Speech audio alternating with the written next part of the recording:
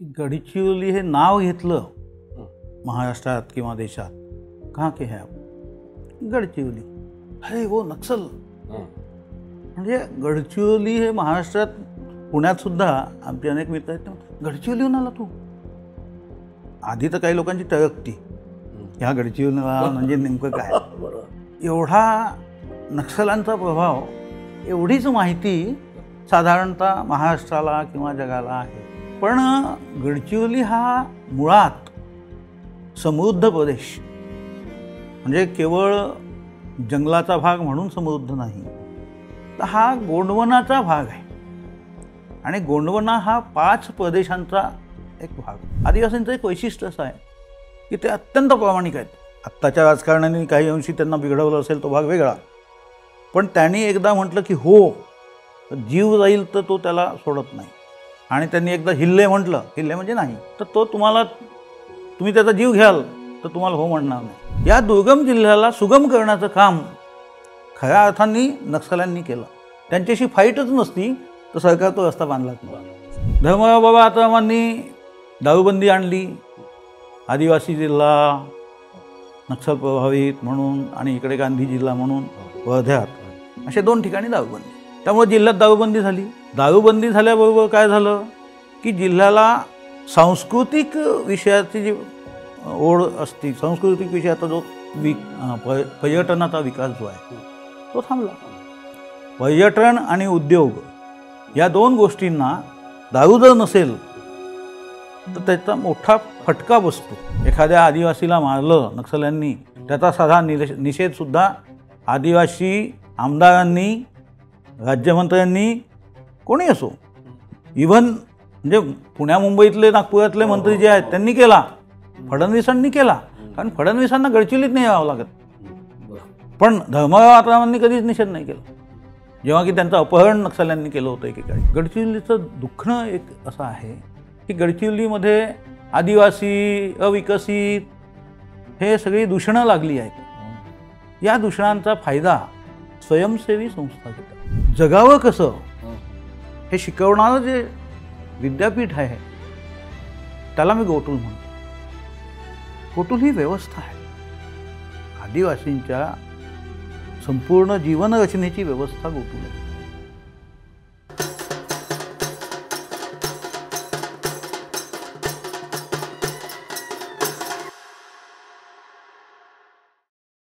नमस्कार. बोलबेडूच्या जिल्ह्याचं राजकारण या सिरीजमध्ये पुन्हा एकदा आपलं स्वागत. या सिरीजमध्ये आपण महाराष्ट्रामधल्या प्रत्येक जिल्ह्याबद्दल जाणून घेतोय. तिथली राजकीय स्थित्यंतर असतील, सामाजिक आर्थिक प्रश्न असतील, तिथले नेते असतील की ज्यांनी मोठं काम उभं केलं किंवा पक्षांचे बालेकिल्ले असतील, त्यांचं काम असेल, सामाजिक काम असेल. आज या सिरीजमध्ये आपण ज्या जिल्ह्याची चर्चा करणार आहोत तो जिल्हा आहे गडचिरोली. म्हणजे अतिदुर्गम, म्हणजे महाराष्ट्राच्या अत्यंत दुर्गम भागामधला हा जिल्हा आहे.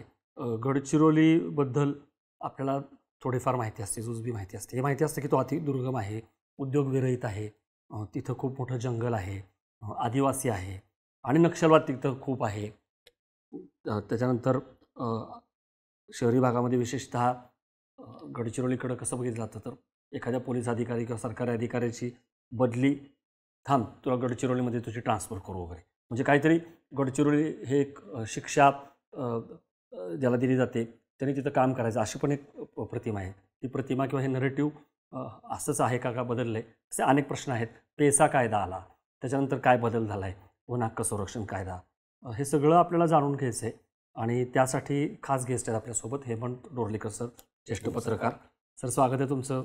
खूप तुम्ही थोडंसं इतिहास जो आहे तो सुरुवातीला सांगा.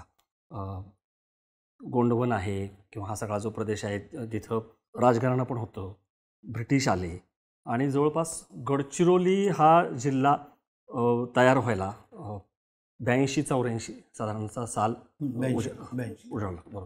पण त्याच्या आधीपासून सुद्धा. तर तुम्ही काय सांगाल की या वरवरच्या माहितीच्या व्यतिरिक्त निसर्गसंपन्न, उद्योगविरहित, खूप साऱ्या नद्या आहेत तिकडं, या सगळ्याच्या व्यतिरिक्त काय आहे.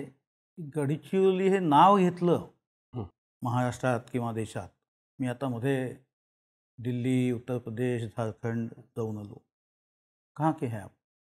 गडचिरोली. अरे वो नक्सल. म्हणजे गडचिरोली हे महाराष्ट्रात, पुण्यात सुद्धा आमचे अनेक मित्र आहेत. गडचिरोलीहून आला तू? आधी तर काही लोकांची टळकती, ह्या गडचिरोलीला म्हणजे नेमकं काय. बरोबर. एवढा नक्षलांचा प्रभाव, एवढीच माहिती साधारणतः महाराष्ट्राला किंवा जगाला आहे. नागपूरचा माणूस पण गडचिरोली जायचा, त्याची बायको म्हणते सायंकाळी येणार ना तुम्ही, बसेस आहेत का. तर ही एका दहशतीची पार्श्वभूमी 1982 पासनं आजपर्यंत तरी दिसती. आज थोडीशी कमी असेल, पण गडचिरोली हा मुळात समृद्ध प्रदेश, म्हणजे केवळ जंगलाचा भाग म्हणून समृद्ध नाही, तर हा गोंडवनाचा भाग आहे. आणि गोंडवना हा 5 प्रदेशांचा एक भाग होता. या 5 प्रदेशात छत्तीसगडचा जो भाग आहे, जो नागपूरपासून तर छत्तीसगडपर्यंत आणि दंडकारण्य पूर्ण, दंडकारण्याची सुद्धा मोठी एक हिस्ट्री आहे की दंडकारण्य हे शापित प्रदेश असं महाभारतात त्याचा उल्लेख आहे. आणि तेच पांडवांना द्यायचं असं निर्धारित होतं. मग तिथे लाक्षागृहाचा विषय होता. ती सगळ्या रचना गडचिरोलीत आहेत. मी ते लाक्षागृहाचं जे भाग आहे ते पांडव वनवासात असल्याची एक टेकडी आहे, तिथून सुद्धा. आणि तिथे ते पुष्पक विमानाचा रनवे आहे त्या टेकडीवर. असे अनेक ठिकाणं मी पाहिले. या छत्तीसगडमध्ये वैरागड, टिपागड, चांदागड, सुजागड, भामरागड अशी ही या म्हणजे विदर्भात, आताच्या विदर्भातले गड. आणि गडचिरोली जी आहे ती गडीचा भाग आहे तो. म्हणजे जिथे गड म्हणजे मोठे किल्ले नाहीत, त्या ठिकाणी छोट्या गढ्या बांधल्या जायच्या. त्या गडीचं अस्तित्व आजही गडचिरोलीत आहे. त्याच्यावर आता अतिक्रमण होऊन वेगळी बांधकामं झाली, पण ती गडचिरोली, ती चिरोली म्हणजे असा त्याला असा त्रिकोणी छोटासा चिरोटीसारखा भाग ज्याला म्हणतो, त्याला त्यांनी चिरोली असं. तर हा भाग मूलतः निसर्गसंपन्न आणि स्थानिकांच्या गरजा पूर्ण करणारा भाग आहे. या भागाला मीठ सोडून काहीही लागलेलं नाही, एवढं दिलं आहे. मग हे 5 प्रदेशातला हा दंडकारण्याचा भाग घनदाट अरण्यांनी व्यापलेला. आणि समाज जीवन असं की कोणाला काही मागायचं नाही, जे मिळतं त्यावर समाधान. या छत्तीसगडच्या इतिहासात, म्हणजे या गडांच्या दंडकारण्याच्या इतिहासात आदिवासी बहुल क्षेत्र असल्यामुळे राजे पण आदिवासी होते. आणि आश्चर्य असं किंवा विशेष गोष्ट ही की या आदिवासी राजांमध्ये आपसात कधीही युद्ध झालेली नाहीत. खूप मोठी गोष्ट आहे की आदिवासींनी सत्ता प्राप्तीसाठी स्वतःच्या समूहावर कधीही अतिक्रमण केली नाही. ती केली म्हणजे हे स्वतः समाधानी होते की मला जे क्षेत्र मिळालं आहे त्यात माझं समाधान. ही सुरुवात झाली इंग्रजांच्या. मुघल आक्रमकांनी या भागाला सोडून दिलं. हां, मुघल आक्रमकांचा भाग होता सिरोंच्या पासून पलीकडे जो दक्षिण भाग आहे, हां, हैदराबाद निजामाचा जो भाग आहे, त्या भागात मुसलमानांचं साम्राज्य होतं. पण गोदावरी नदीच्या अलीकडे वैनगंगेपर्यंत हा जो गडचिरोली जिल्हा आहे, गोदावरी टू वैनगंगा, हां, या जिल्ह्यात, या भागात आणि ह्याच्या ईशान्य भागात हा सगळा आदिवासी बहुल पट्टा आहे. जुना एकीकृत मध्य प्रदेश. यात आपसात भांडणं झाली नाहीत, ती झाली ती इंग्रजांनी आपलं अस्तित्व निर्माण करायसाठी एकेका आदिवासी राजांवर आक्रमण, एकीकृत जसे नक्षली करतात, एकट्या माणसाला घरात बघून त्याला ओढून घेऊन जाणे आणि मारणे. हां, ही आधी ब्रिटिशांची नीती होती. या ब्रिटिश नीतीने मग याला फितवायचं, त्याला तू त्याचंच राज्य त्याला दान द्यायचं, म्हणजे त्याचा राजा बनवायचं त्याला. अरे सगळी जमीन तुझीच, तूच राजा आहेस. पण तो ब्रिटिशांचा मांडलिक राजा झाला आणि मग राजा ही उपाधी.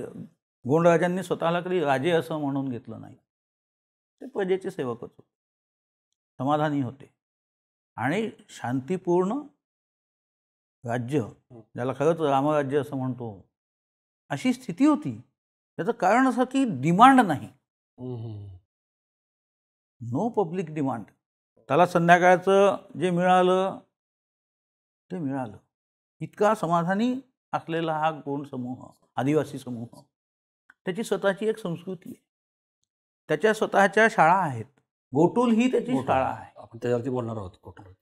तर हे सगळं करताना मग इंग्रज जसे जसे येत गेले तशी तशी मग त्या त्या प्रभागात, म्हणजे 5 प्रदेश जे होते विखुरलेले, त्या प्रभागात इंग्रजांविरुद्ध चळवळी सुरू झाल्या. देशभर जशा झाल्या तशा याही भागात झालं. कारण वणवा हा संपूर्ण देशातच पसरला होता ब्रिटिशांविरुद्धचा. ब्रिटिशांनी राजे तर बनवले, पण मग त्यांच्याकडनं महसूल गोळा करायला लागले, नाही दिलं तर जबरदस्ती करायला लागले. त्यातून कुणाला कधीही काही न मागणारा हा राजा दुखावला आणि अशा दुखण्यातून दंडकारण्याच्या अहेरी भागात, गडअहेरीमध्ये एक युवा क्रांतिकारक निर्माण झाला, तो वीर बाबूराव शेडमाके. सडमेक आणि किंवा शेडमाके असो. मग तो युवा जंगलात अत्यंत म्हणजे उंच पुरा धिप्पाड पहाडीसारखा असा, आणि त्याला ते पटलं नाही इंग्रजांना, आणि म्हणून त्यांनी त्या काळात युद्ध लढा. हा लढा पाहून इंग्रजांनी त्याला पकडण्याचा खूप प्रयत्न, म्हणजे जवळजवळ 12-13 वर्ष त्याच्या मागावर इंग्रज होते, पण तो सापडला नाही. सापडण्याचं कारण इतक्या घनदाट पहाड्या आणि मोजके. ब्रिटिशांचं कसं होतं की ब्रिटिश मोजके यायचे, ते बंदुका धरून यायचे. मग यांनी स्वतःच्या बंदुका बनवल्या लढाईसाठी, आणि हाही सक्षम झाला. याच्याकडे मात्र मोठी फौज होती, आदिवासींची फौज. आदिवासींचं एक वैशिष्ट्य असं आहे की ते अत्यंत प्रामाणिक आहेत. आत्ताच्या राजकारणाने काही अंशी त्यांना बिघडवलं असेल, तो भाग वेगळा, पण त्यांनी एकदा म्हटलं की हो तर जीव जाईल तर तो त्याला सोडत नाही. आणि त्यांनी एकदा हिल्ले म्हटलं, हिल्ले म्हणजे नाही, तर तो तुम्ही त्याचा जीव घ्याल तर तुम्हाला हो म्हणणार नाही. तर हो म्हणणाऱ्यांची अशी फौज बाबूराव शेडमाकेंकडे होती. जीव गेला तरी इंग्रजांविरुद्ध लढायचं तर लढायचं.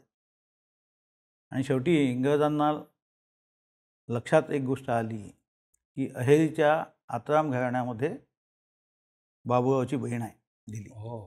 या बहिणीला म्हणजे आत्रामांना जर पकडलं आपण तर शेडमाके आपल्या ताब्यात येऊ शकतो. ही गोष्ट काय, इंग्रज हेरणारे होते, त्यांच्यात हेरगिरीचं छान कसब होतं, ते त्यांनी वापरलं, म्हणजे अंमल केला. आपल्याकडेही असतं पण अंमल करत नाही पुष्कळ लोक. आणि ते हेरून त्यांनी आत्रामांशी संधान बांधलं. आणि मग योग्य वेळ अशी, मग ते योग्य वेळ मी सांगतो लोकांना की आख्यायिका अशी आहे की भाऊबीज आणि रक्षाबंधन या 2 कार्यक्रमांमध्ये साधारणतः बहिणी भावाकडे जातात किंवा भाऊ बहिणीकडे येतात. तर इंग्रजांनी त्यांना प्रेशराईज केल्यानंतर आत्रामांना, ही बहीण, आता तिचा नाईलाज होता की तीही त्याला स्वीकार केलं तिने, हे याच्याबद्दल नाही सांगता येणार कोणी. छोट्या सांगताय नाही नाही, आख्यायिका शब्द वापरला आहे पण ठोस पण नाही, ठोस पण. तर ती अहेरीला गेली, गडअहेरीला, तिथे बाबूराव त्यांनी आणि निरोप पाठवला. त्यावेळी माणसा कवी निरोप द्यायचे की मी राखीला येत आहे राखी बांधायला, बरोबर, तू थांब. तो तुळजागड सोडून गडअहेरीला आणि त्याला पकडलं. आणि इकडे इंग्रजांना त्यांनी सूचना देऊन ठेवली होती, बाबूरावला त्या रक्षाबंधनाच्या कार्यक्रमात पकडला गेला. अहेरीत नाही पकडलं, गडअहेरी हे जे बाबुरावचं गाव तिथे पकडलं. आणि मग इंग्रजांनी त्यांना ताब्यात घेऊन पुढे जेल, फाशी असा हा एक आहे. तर आत्रामांच्या त्याच्यानंतर आत्रामांना राजेपद इंग्रजांनी बहाल केलं. आत्राम हे मुळातले राजे नाहीत, मालगुजार पण नाहीत, फक्त मोठं प्रस्थ. मालगुजारी पण ब्रिटिशांनी सुरू केली, त्याबद्दल थोडक्यात सांगा. काय मालगुजार म्हणजे काय? मालगुजारी व्यवस्था ही शिवाजी महाराजांपासून होती, त्याच्या आधीही होती. सल्तनत ज्याला म्हणायचे ती, तो वेगळा विषय आहे पूर्ण. तर आत्रामांना अहेरीची पूर्ण मालगुजारी देऊन, मालगुजारी म्हणजे जमीन, तिथला महसूल वसूल करण्याचे अधिकार, जमिनींचे अधिकार, पहाड्या, टेकड्या, नदी, म्हणजे सर्व ज्याला आपण राजस्व म्हणतो, राजस्व विभागाच्या अंतर्गत जेवढी कामं येतात, पोलीस नेमण्याचे अधिकार, कोतवाल नेमण्याचे अधिकार, हे अधिकार त्यांना दिले. कोणी? ब्रिटिशांनी दिले. पण आदिवासी व्यवस्थेमध्ये हे सगळे अधिकार ऑलरेडी आहेतच, एक्झिस्टिंग आहेत. हे बाबुराव जेलमध्ये त्यांना फाशी दिल्यानंतर 3 दिवस त्यांचा जीव कायम होता. इंग्रजांनी ते फासावर अडकून 3 दिवस ठेवलं, तरीही ते मेले नाहीत. शेवटी त्यांचा पार्थिव उतरवून, जिवंत उतरवून त्यांना मग मारण्यात आलं. ही आत्रामांची आपण दक्षिणेपासून सुरुवात केलं गडचिरोलीच्या इतिहासाची, तर ही एक कथा आहे. ही व्यथा पण आहे की स्वातंत्र्यात आमच्या देशबांधवांनी स्वातंत्र्य लढ्यातील योद्ध्यांशी कशी वागणूक स्वार्थासाठी दिली. ही स्वार्थी मंडळी आजही त्या वेळेपासून झालेले राजे, त्यांचे उत्तराधिकारी जे आहेत ते आज राजकारणात आहेत. म्हणजे ते होतेच, तुम्ही जसं मगाशी म्हणाला, फक्त मग ब्रिटिशांचं एक सँक्शन किंवा शिक्कामोर्तब त्यांना मिळालं. त्यांना सगळ्या जमिनी मिळाल्या, अधिकार मिळाले.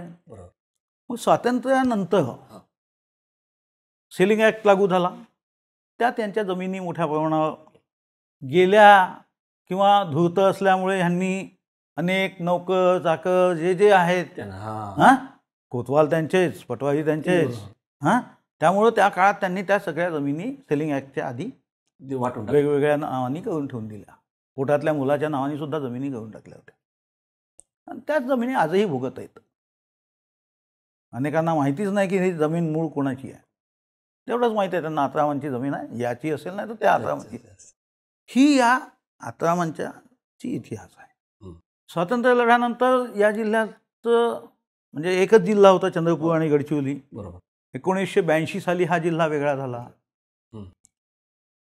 82 साली वेगळा होण्यापूर्वी नक्षलवाद या जिल्ह्यात 1980ला आला. म्हणजे जिल्ह्याची निर्मिती व्हायच्या 2 वर्ष आधी नक्षलवाद या जिल्ह्यात शिरला.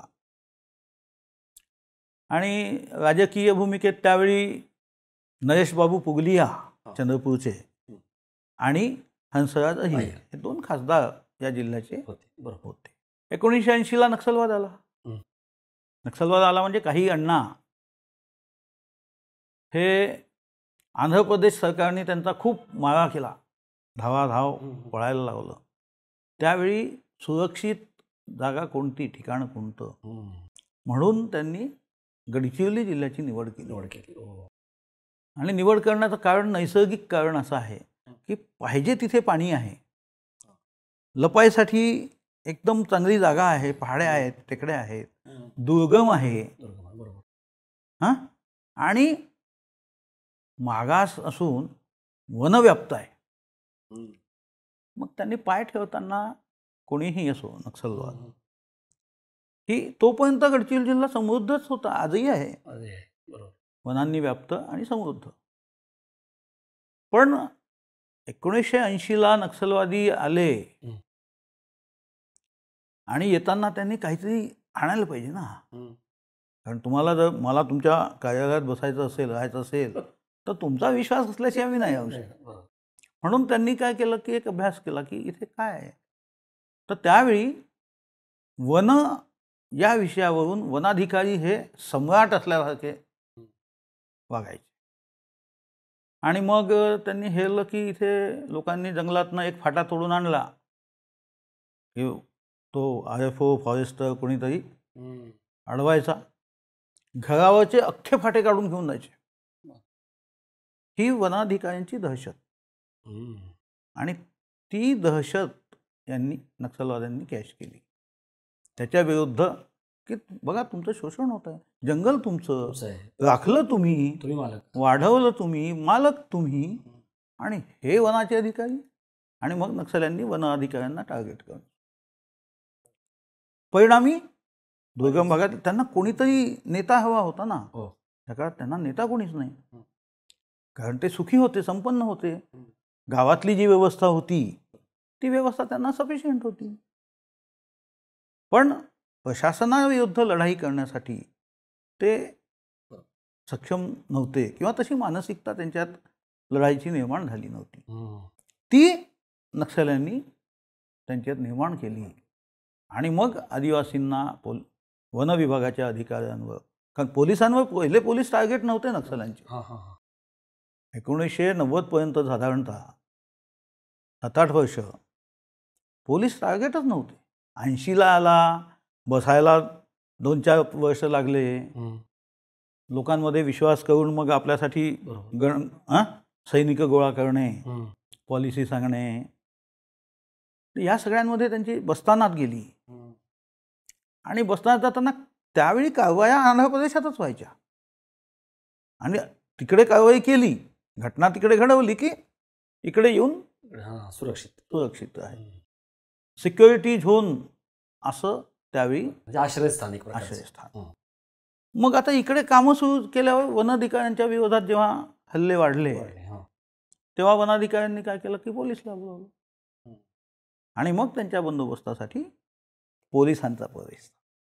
तिथून मग ही लढाई पोलीस विरुद्ध नक्षली अशी सुरुवात.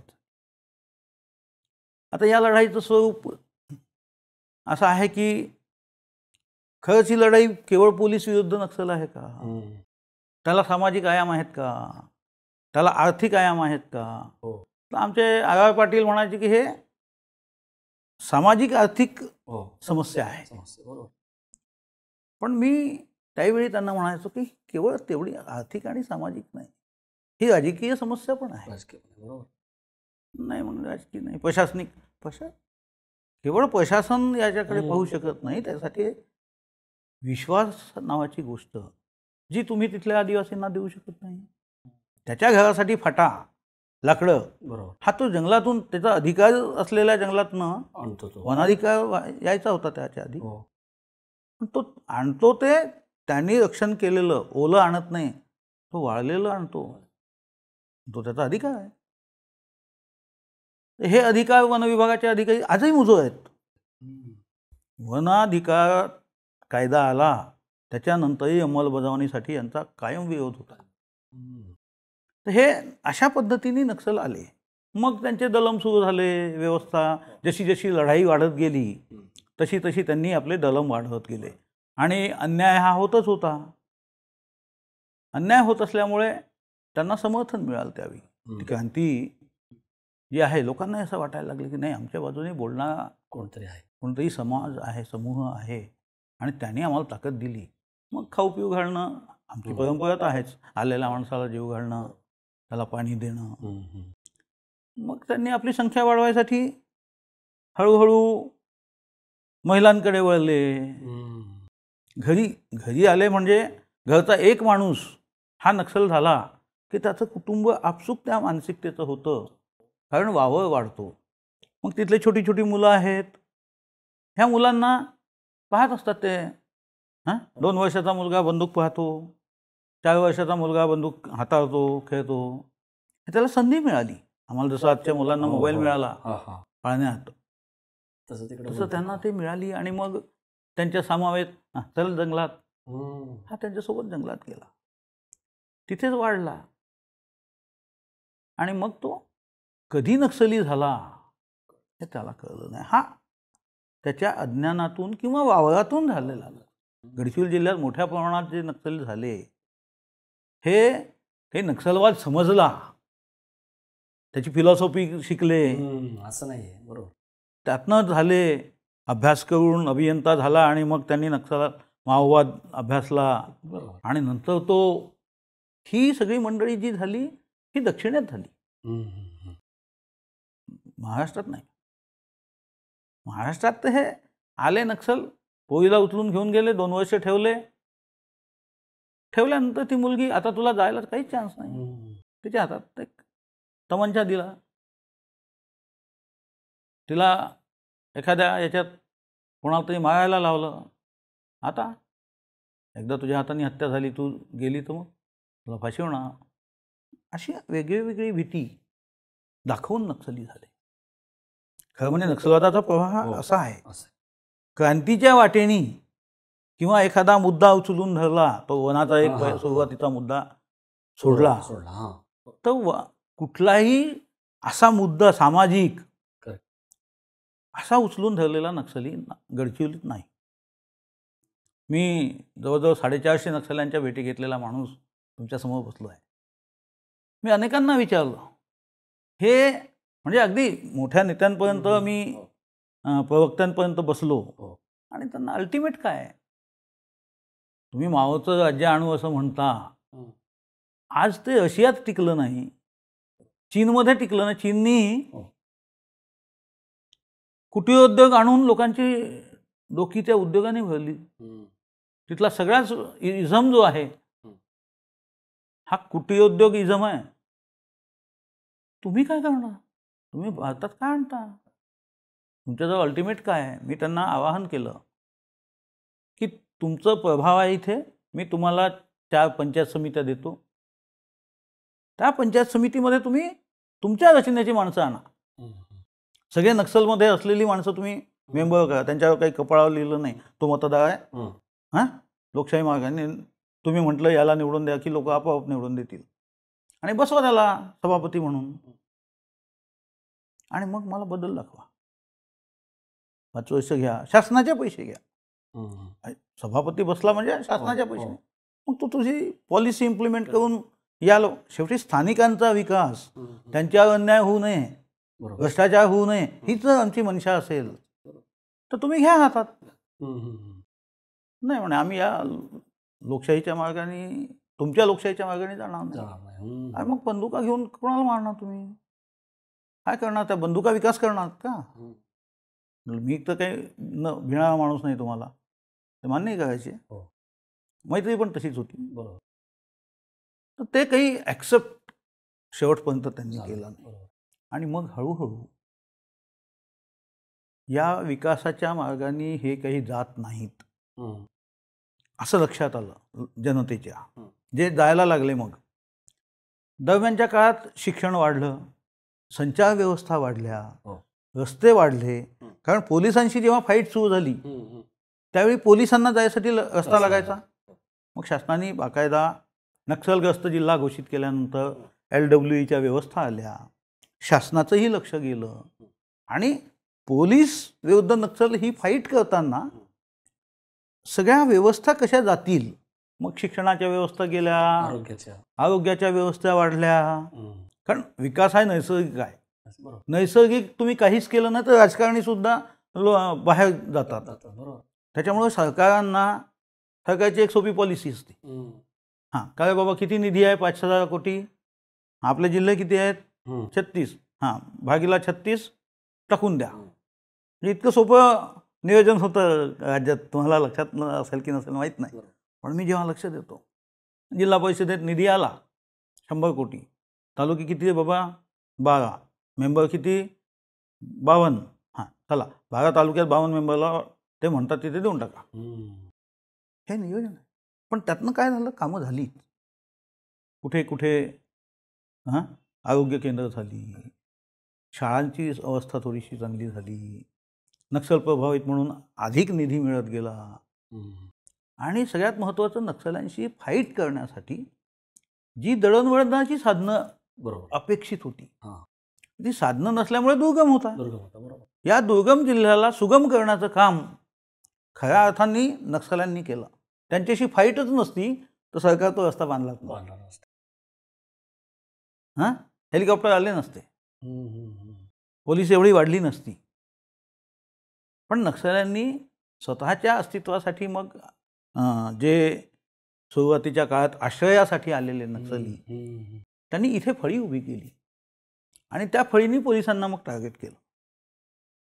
2008 ते 2012 या काळात राजेश प्रधान SP होते. सर्वाधिक पोलीस मारले गेले, म्हणजे एका वर्षात 52 पोलीस मारले गेले. CRPFचे जवान मारले गेले. कारणं वेगळी वेगळी आहेत, पण ही मारल्यामुळे पोलीस दहशतीत आले, काही अंशी माघारले. पोलीस स्टेशनमध्ये जायचंही तरी भीती असायची. मी अनेक PSI लोकांना त्यांच्या पोलीस स्टेशनपर्यंत सोडून दिलं आहे. तर हे झाली एक पोलिसांची माघारायची बाजू. नक्षली त्यावेळी प्रभावित होते. पण त्याच काळात पोलीस विभागात चांगल्या दुरुस्त्या करण्यात आल्या. राजेश प्रधान हे एक SP ज्यांच्या काळात सर्वाधिक कॅज्युअल्टीज झाल्या, पण त्या माणसांनी पोलीस विभागाला सुधारणा करण्यामध्ये राहुल सेठ ॲडिशनल SP आणि राजेश प्रधान ही 2 माणसं पोलीस विभागाच्या आजच्या यशस्वी स्वरूपासाठी मोलाचे, म्हणजे पायाचे दगड आहेत. त्यांच्या काळात त्यांनी बेसिक पोलीस खातं सुधारलं. अन्यथा शिरीष जैन नावाचे SP होते, त्यांच्या काळात अखंड भ्रष्टाचार, वर्दी लावून आदिवासींना मारणं नक्सल म्हणून, इथपर्यंतच्या स्थिती. काय केलं सुधारणा नेमक्या? म्हणजे तुम्ही म्हणताय की सुधारणा केल्या अशा की सगळ्यात पहिल्यांदा पोलीस विभाग कुठल्या कारवाईला जायचं पोलीसच्या प्रिमायसेसमधनं, तर ते सगळे आपापले मोबाईल्स घरी बायकोला सांगणार. गांधी चौकात, म्हणजे शहरातला गांधी चौक हे सगळ्यात मोठा चौक, तिथे येणार, उतरणार, गाड्या लावणार, तिथे चहा पिणार, गप्पा करणार की आज इकडे चाललो आपण. त्या चौकात कोण आहे, कोणाचा कोण माणूस आहे, लिकेजेस जे आहेत. मग त्यांना काही लोकांनी लक्षात आणून दिलं की या सगळ्यांचं कारण काय, भ्रष्टाचार आणि लिकेजेस. एक सांगतो, खरं म्हणजे सांगू नये असंच आहे, की हत्तीगोटा म्हणून एक धानोरा मार्गावर छोटीशी टेकडी आहे. त्यात हत्तीगोटा त्याच्यात 12 पोलीस मारले गेले. त्यात एक गर्भवती महिला पण मारली गेली. घटना कशी झाली की चंद्रपूरहून पाऊस, नक्षल बंद, नक्षल्यांचा बंद, आणि त्या काळात 2 गाड्या आल्या. त्यातली एक गाडी धानोरा पोलीस स्टेशनला गेली. तिथल्या PSIला, जो कोणी ठाणेदार होता, त्याला सांगितलं की आम्हाला काही करा, तुम्ही समोर झाडं आहेत पाडून ठेवलेली, ती झाडं बाजूला करून द्या, बदल्यात तुम्हाला काय पाहिजे, पण आमची खूप इमर्जन्सी आहे. असं सांगून त्याला 30,000 रुपये त्याच्या खिशात टाकले. 50,000ची बोलणी झाली. त्याने 30,000 घेऊन आनंद फानंदमध्ये जी काही मंडळी होती ती गाडीत कोंबली. चला जाऊ पटकिनी आणि आपण ते 2 झाडं बाजूला करून येऊन जाऊ. हे गेले. पहिलं झाड बाजूला केलं, दुसरंही झाड बाजूला करून पलटायसाठी वळून, काय पलटायचं, गाडीवर दनादन फायर, जागेवर 12 गेले. काय होतं, हा शुद्ध भ्रष्टाचार होता. आणि त्या एका नेत्याच्या भ्रष्टाचारावर उरलेल्या 11 जणांचा त्याचा तर गेलाच. अशा घटना टाळाव्यात ह्याचा मोठा प्रयत्न राजेश प्रधानांनी नंतरच्या काळात केला. प्रधान आणि सेठ हे बदललं, म्हणजे स्वरूप बदललं. आणि त्यात मग त्यांना हळूहळू नंतरच्या ज्या SP आहेत येणारे, त्यांना हे सगळं लक्षात आलं की काय होतंय. मग मोबाईल काढून ठेवणे, हा बा याच्यावर जाताना मोबाईल न्यायची नाही कोणीच. म्हणजे करप्शन खूप होतं. काही पोलीस C60चे जे शार्प शूटर्स होते ते सुद्धा अशा कामात एक्सपर्ट होते. काहींनी तर नक्षलवाद वाढावा यासाठी प्रयत्न केला. पोलीस वेगळ्या अँगलनी केला त्यांनी. जायचे जंगलात, लोकांना आकारण मारायचे, मारहाण करायची, म्हणजे त्यांच्या मनात आक्रोश निर्माण केला की लगेच नक्षली जायचे, आहेत बघ हे देख पोलीस तुम्हाला खिलाफ आहे. ही पॉलिसीसुद्धा ॲडॉप्ट झाली आणि त्यातून ही नक्षलची लढाई, या लढाईचा सामाजिक, आर्थिक, राजकीय इतर कोणत्याही बाबीशी काही संबंध नाही, पण तो दाखवला गेला. जिल्हा असा आहे, दहशत अशी आहे. पोलिसांनी म्हटलं सामान्य नागरिकांना मारलं, नक्षल्यांनी म्हटलं पोलीस खबरीला मारलं. आम्ही त्याला सूचना दिल्या, त्याच्या घरी जनअदालत लावली, त्याला पुरावे दाखवले त्याला, हां, आणि मग आमच्या अदालतीने जो निर्णय घेतला तो केला. दुसरीकडे पोलिसांनी म्हटलं की हा सामान्य माणूस होता, आमचा खबरी नव्हता. तर हे दोघांमधला वादविवाद जो आहे त्यातला हा नक्षलवादाचा प्रवास आहे. पण ह्याच्यामध्ये सर भरडला गेला आदिवासी आणि सामान्य माणूस, प्रश्नच नाही. मग अशी पण बोलताना तुम्ही सांगितले की व्यवस्थेने घेतलेले बळी यात धरले तर ती संख्या अजून मोठी होती. आणि या काळात मग नक्षल्यांनी जे मारले, नक्षल्यांनी मारले 200, 250 पूर्ण गेल्या 1980 पासनं. हां, त्यांच्या हाताने चुकीने मारल्या गेलेले जे त्यांनी माफी मागितली, त्यात एक लग्नाची वरातीची गाडी उडवली, ती एक, आणखी एक चुकीने, अशा 2 घटना सोडल्या, 6-8 लोक. तो उरलेले 200 लोक जे आहेत ते त्यांनी खबरी म्हणून मारले. पण किती 1980 ते 2024 पर्यंत या काळात 200 लोक मारले. त्यांनी 200 पोलीस पण मारले. त्या दिवशी त्यांनी त्याच्यात हे केलं आहे किंवा आम्ही मारलेली मंडळी जी आहे, आमचे किती लोक पोलिसांनी मारले. आत्ता पोलिट ब्युरोनी एक 23 पानांचं पत्र, मग दाखवतो मी तुम्हाला, 23 पानांचं एक बुकलेट काढलं. त्यात असं म्हणाले की बा पोलिसांनी आजपर्यंत आमचे 4000हून अधिक लोक पूर्ण नक्षल बेल्टमध्ये सेंट्रलपासून मारले. आम्ही पण पोलिसांचे 3500 लोक मारले आणि 4000 लोकांना घायल केलं. हे त्यांनी लिहिलेल्या पुस्तकात नमूद केलं. हे सगळं होत असताना आता मला सांगा ना, याचा आणि विकासाचा काय संबंध आहे? नक्षल्यांनी विकास अडवला असं म्हटलं, त्यांनी रस्ते थांबवले. मग हे तेंदूपत्ता असेल किंवा मोहाची फुलं असेल, त्याला भाव देणं किंवा त्याचा काय आहे की नाही या सगळ्या गोष्टीचा आर्थिक? नक्षलसोबत गडचिरोली हे वन क्षेत्र आहे, जिथे 76% वन आज आहे असं म्हणतात, पण माझ्या पाहणीत जवळजवळ 20% वन लोकांनी नष्ट केलं, त्याच्यावर जमिनी उभारल्या. गडचिरोलीत वनाचं सगळ्यात मोठं क्षेत्र असल्यामुळं तिथं इथली प्रमुख गोष्ट आहे साग. आणि सागासोबत मोह, टोळी, मग त्याच्यासोबत इतरही आहेत. हां, जसं चारोळी आहे, जैवविविधतेचे अनेक वनौषधी आहेत. म्हणजे तिथे गवतसुद्धा जो आहे हा मोठ्या प्रमाणात झाडू बनतात गवताचे. भामरागड तालुक्यात झाडू बनवून ते इकडे नागपूरपर्यंत विकायला येतात. वनामुळे व्यवसाय नाही असं नाही आहे. गडचिरोलीत जवळजवळ 2000 कोटी रुपयाचा तेंदूचा व्यवसाय होतो, सागाचा व्यवसाय आहे. तर वनाधारित उद्योग जे आहेत त्यांनी गडचिरोलीच्या स्थानिक आदिवासींचं किंवा स्थानिक लोकांचं जगणं सुनिश्चित केलं आहे. मी सुरुवातीला पण म्हणालो की हा आदिवासी हा कोणाला न मागणार आहे.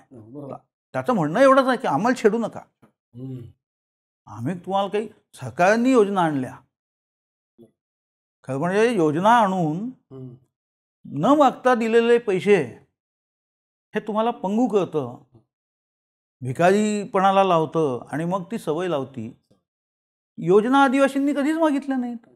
मग आदिवासी विकास विभाग निर्माण केला आम्ही, आदिवासी विकास प्रकल्प निर्माण केले, त्यातनं आश्रमशाळा एक मोठी व्यवस्था उभी केली. त्यांनी फरक पडला नाही असं नाही. तुम्ही 10 रुपये दिले आणि त्यातले 2 रुपये खर्च झाले तर 2 रुपयाचा फरक पडेलच, हा पडला. पण अपेक्षित प्रमाणात तो पडला नाही. त्यात मोठ्या प्रमाणात भ्रष्टाचाराला वाव मिळाला, अधिकाऱ्यांना संधी मिळाली. खरं म्हणजे अर्थव्यवस्थेची ही काळी बाजू खूप अधिक गडद आहे. या बाजूकडे लक्ष न देणं किंवा या बाजूचा फायदा मग राजकारण्यांनी पण घेतला, अधिकाऱ्यांनी पण घेतला. सुरुवातीला आपण जे बोलत असतो की त्यामुळे नुसतं गडचिरोलीमध्ये ट्रान्सफर हो. एक नरेटिव्ह म्हणजे शिक्षा, पण नाही. तसं नाहीये. तिथं काय काय मिळतं त्या येताना ठिकाणी? अगदी नकारात्मक यायचं भीती हो. महिन्याभरात हा अधिकारी इथे इतका रममाण झाला की त्यांनी ट्रान्सफरच मागितली नाही. ट्रान्सफर रद्द केल्या. धर्मराव बाबा आत्रामांनी दारूबंदी आणली. आदिवासी जिल्हा नक्षल प्रभावित म्हणून आणि इकडे गांधी जिल्हा म्हणून वर्ध्यात अशा 2 ठिकाणी दारूबंदी. त्यामुळे जिल्ह्यात दारूबंदी झाली.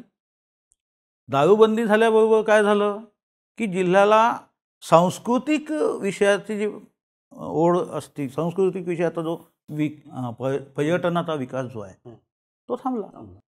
पर्यटन आणि उद्योग या 2 गोष्टींना दारू जर नसेल तर त्याचा मोठा फटका बसतो.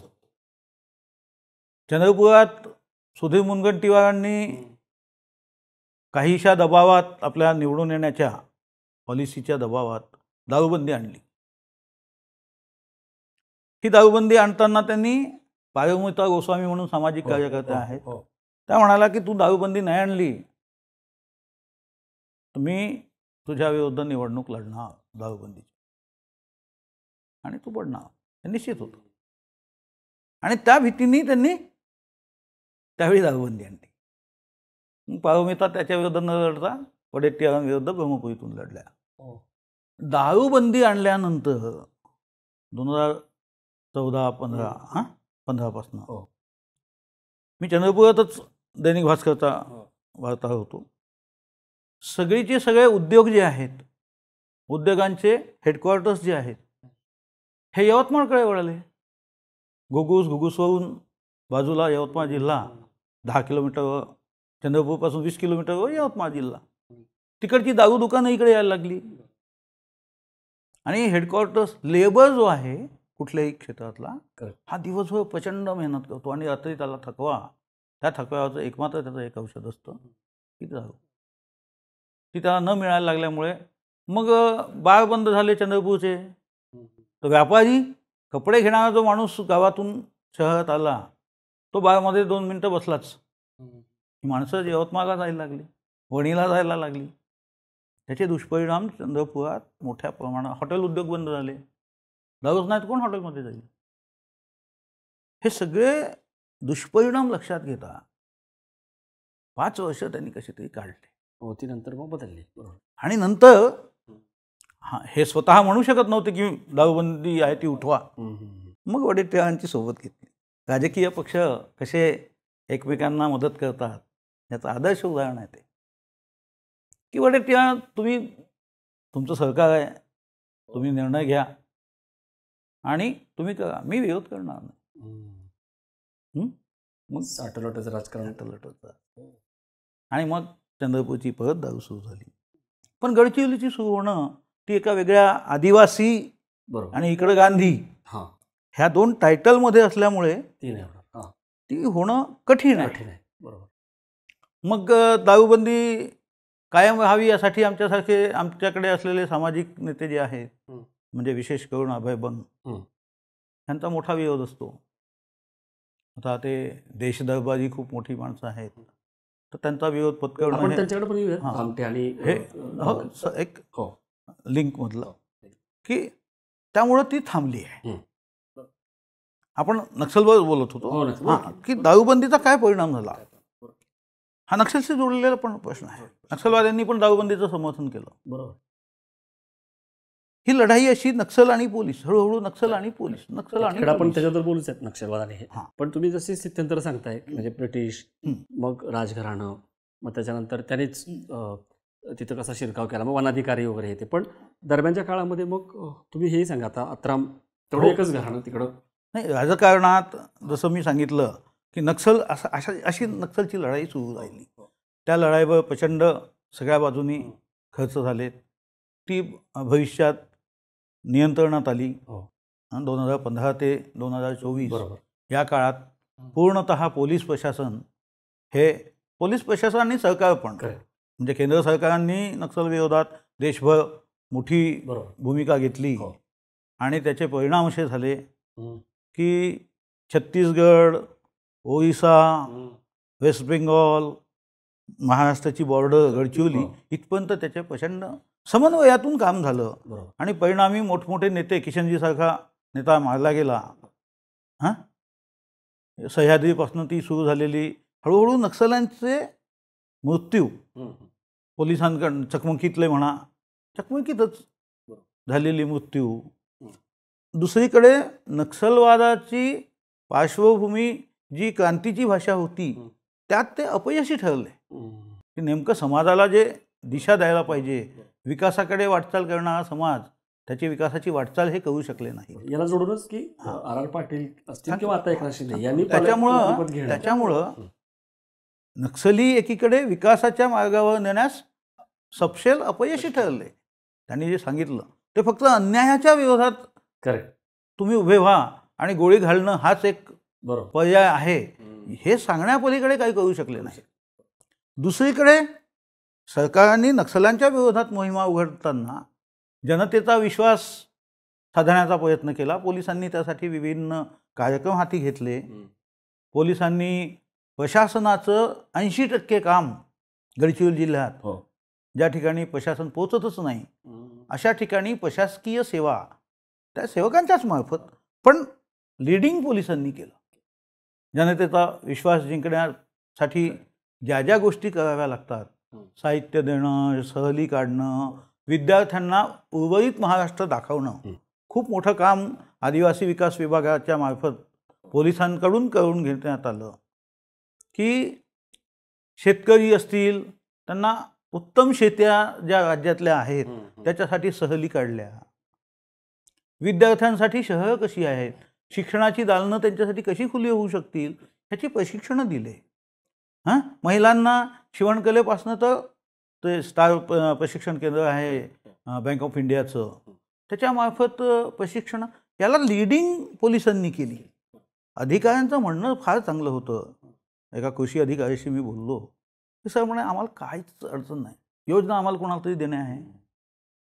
मग पोलीस काय करतात, आम्हाला त्या ज्या गावी आमचा माणूसच नाही पोहोचत किंवा आमचा माणूस पोहोचून ते सगळं करू शकत नाही कोऑर्डिनेट, हे सगळं कोऑर्डिनेट करून याद्या बनवून आणतात, त्याचे सगळे कागद जमा करून आणतात आणि सांगतात की ही कागद आहेत, आम्ही त्या कागदावर ओके म्हणून सही करतो आणि तो लाभ त्याला मिळतो. फायदा त्याचाही होतो आणि पोलिसांची प्रतिमा ही समाजात की बघा या पोलिसांनी आम्हाला या योजनेचा लाभ साधारणतः राजकीय माणसांनी ही सगळी घडवून आणण्याची कामं आहेत. राजकीय माणसांची कामं काय की समाजाला विकासाचे मार्ग दाखवणे, त्याच्यासाठी आवश्यक कागदपत्र बनवून देणे. तर हा आमचा अधिकारी कर्मचारी जो आहे हा ऐकत नाही, पण तो पोलिसांचं बरोबर ऐकतो. त्याला माहिती की पोलिसांनी म्हटलं तर कागद देणे आहे, त्याच्यासाठी 1 रुपया घेतला जात नाही. बरोबर. जे काही पोलिसांनी अक्षरशः म्हणजे प्रिंटिंग युनिटसह कॉम्प्युटर प्रिंटिंग युनिट, नावं, याद्या त्यांच्या ऑफिसमध्ये आणून बसवून करून घेतले. सर आपण थोडंसं परत एकदा राजकीय ह्याच्याकडे एक 2 मिनटं. तर हे घडवून आणताना पोलिसांनी गेल्या 10-12 वर्षात जनतेप्रती आपली भूमिका ही एकदम कशी सहानुभूतीची आहे, विश्वासाची आहे. पोलीस ठाणं उभारताना लोकांना त्यात सहभागी करून घेणं, त्यांना कृषीचे साहित्य वाटप करणं, अशा अनेक गोष्टी पोलिसांनी केल्या. माध्यम पोलीस ठरले केल्या शासनाच्या विभिन्न योजनांमधून आणि त्यामुळं लोकांना नक्षल्यांच्या प्रती नक्षल्यांच्या प्रती आता विश्वास कमी झाला की हे काही आम्हाला फक्त लढ्यात उभं करू शकणार या पलीकडे यांची काही हे नाही.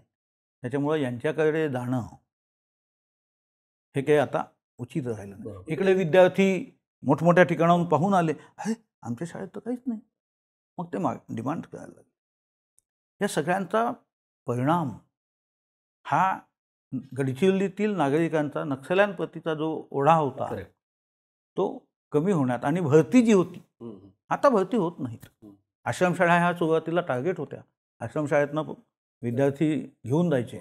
आता आश्रमशाळेचा विद्यार्थी नक्षल्यात जात नाही. बाल नक्षल जे आहेत, बाल संगम ते बंद पडलं. हा फायदा एकीकडे झाला, पण या सगळ्या लढाईमध्ये राजकीय विचारवंतांच्या भूमिका किंवा राजकीय पक्ष आणि नेत्यांच्या भूमिका ह्या दुर्दैवाने असं म्हणावं लागतं की त्या कुठल्याही भूमिका घेतल्या गेल्या नाहीत. राजकीय लोकांनी कुठल्याही भूमिका डायसवर भाषण देण्यात, म्हणजे एखाद्या आदिवासीला मारलं नक्षल्यांनी, त्याचा साधा निषेधसुद्धा आदिवासी आमदारांनी, राज्यमंत्र्यांनी, कोणी असो, इव्हन म्हणजे पुण्या मुंबईतले नागपुरातले मंत्री जे आहेत त्यांनी केला, फडणवीसांनी केला. कारण फडणवीसांना गडचिरोलीत नाही यावं लागत.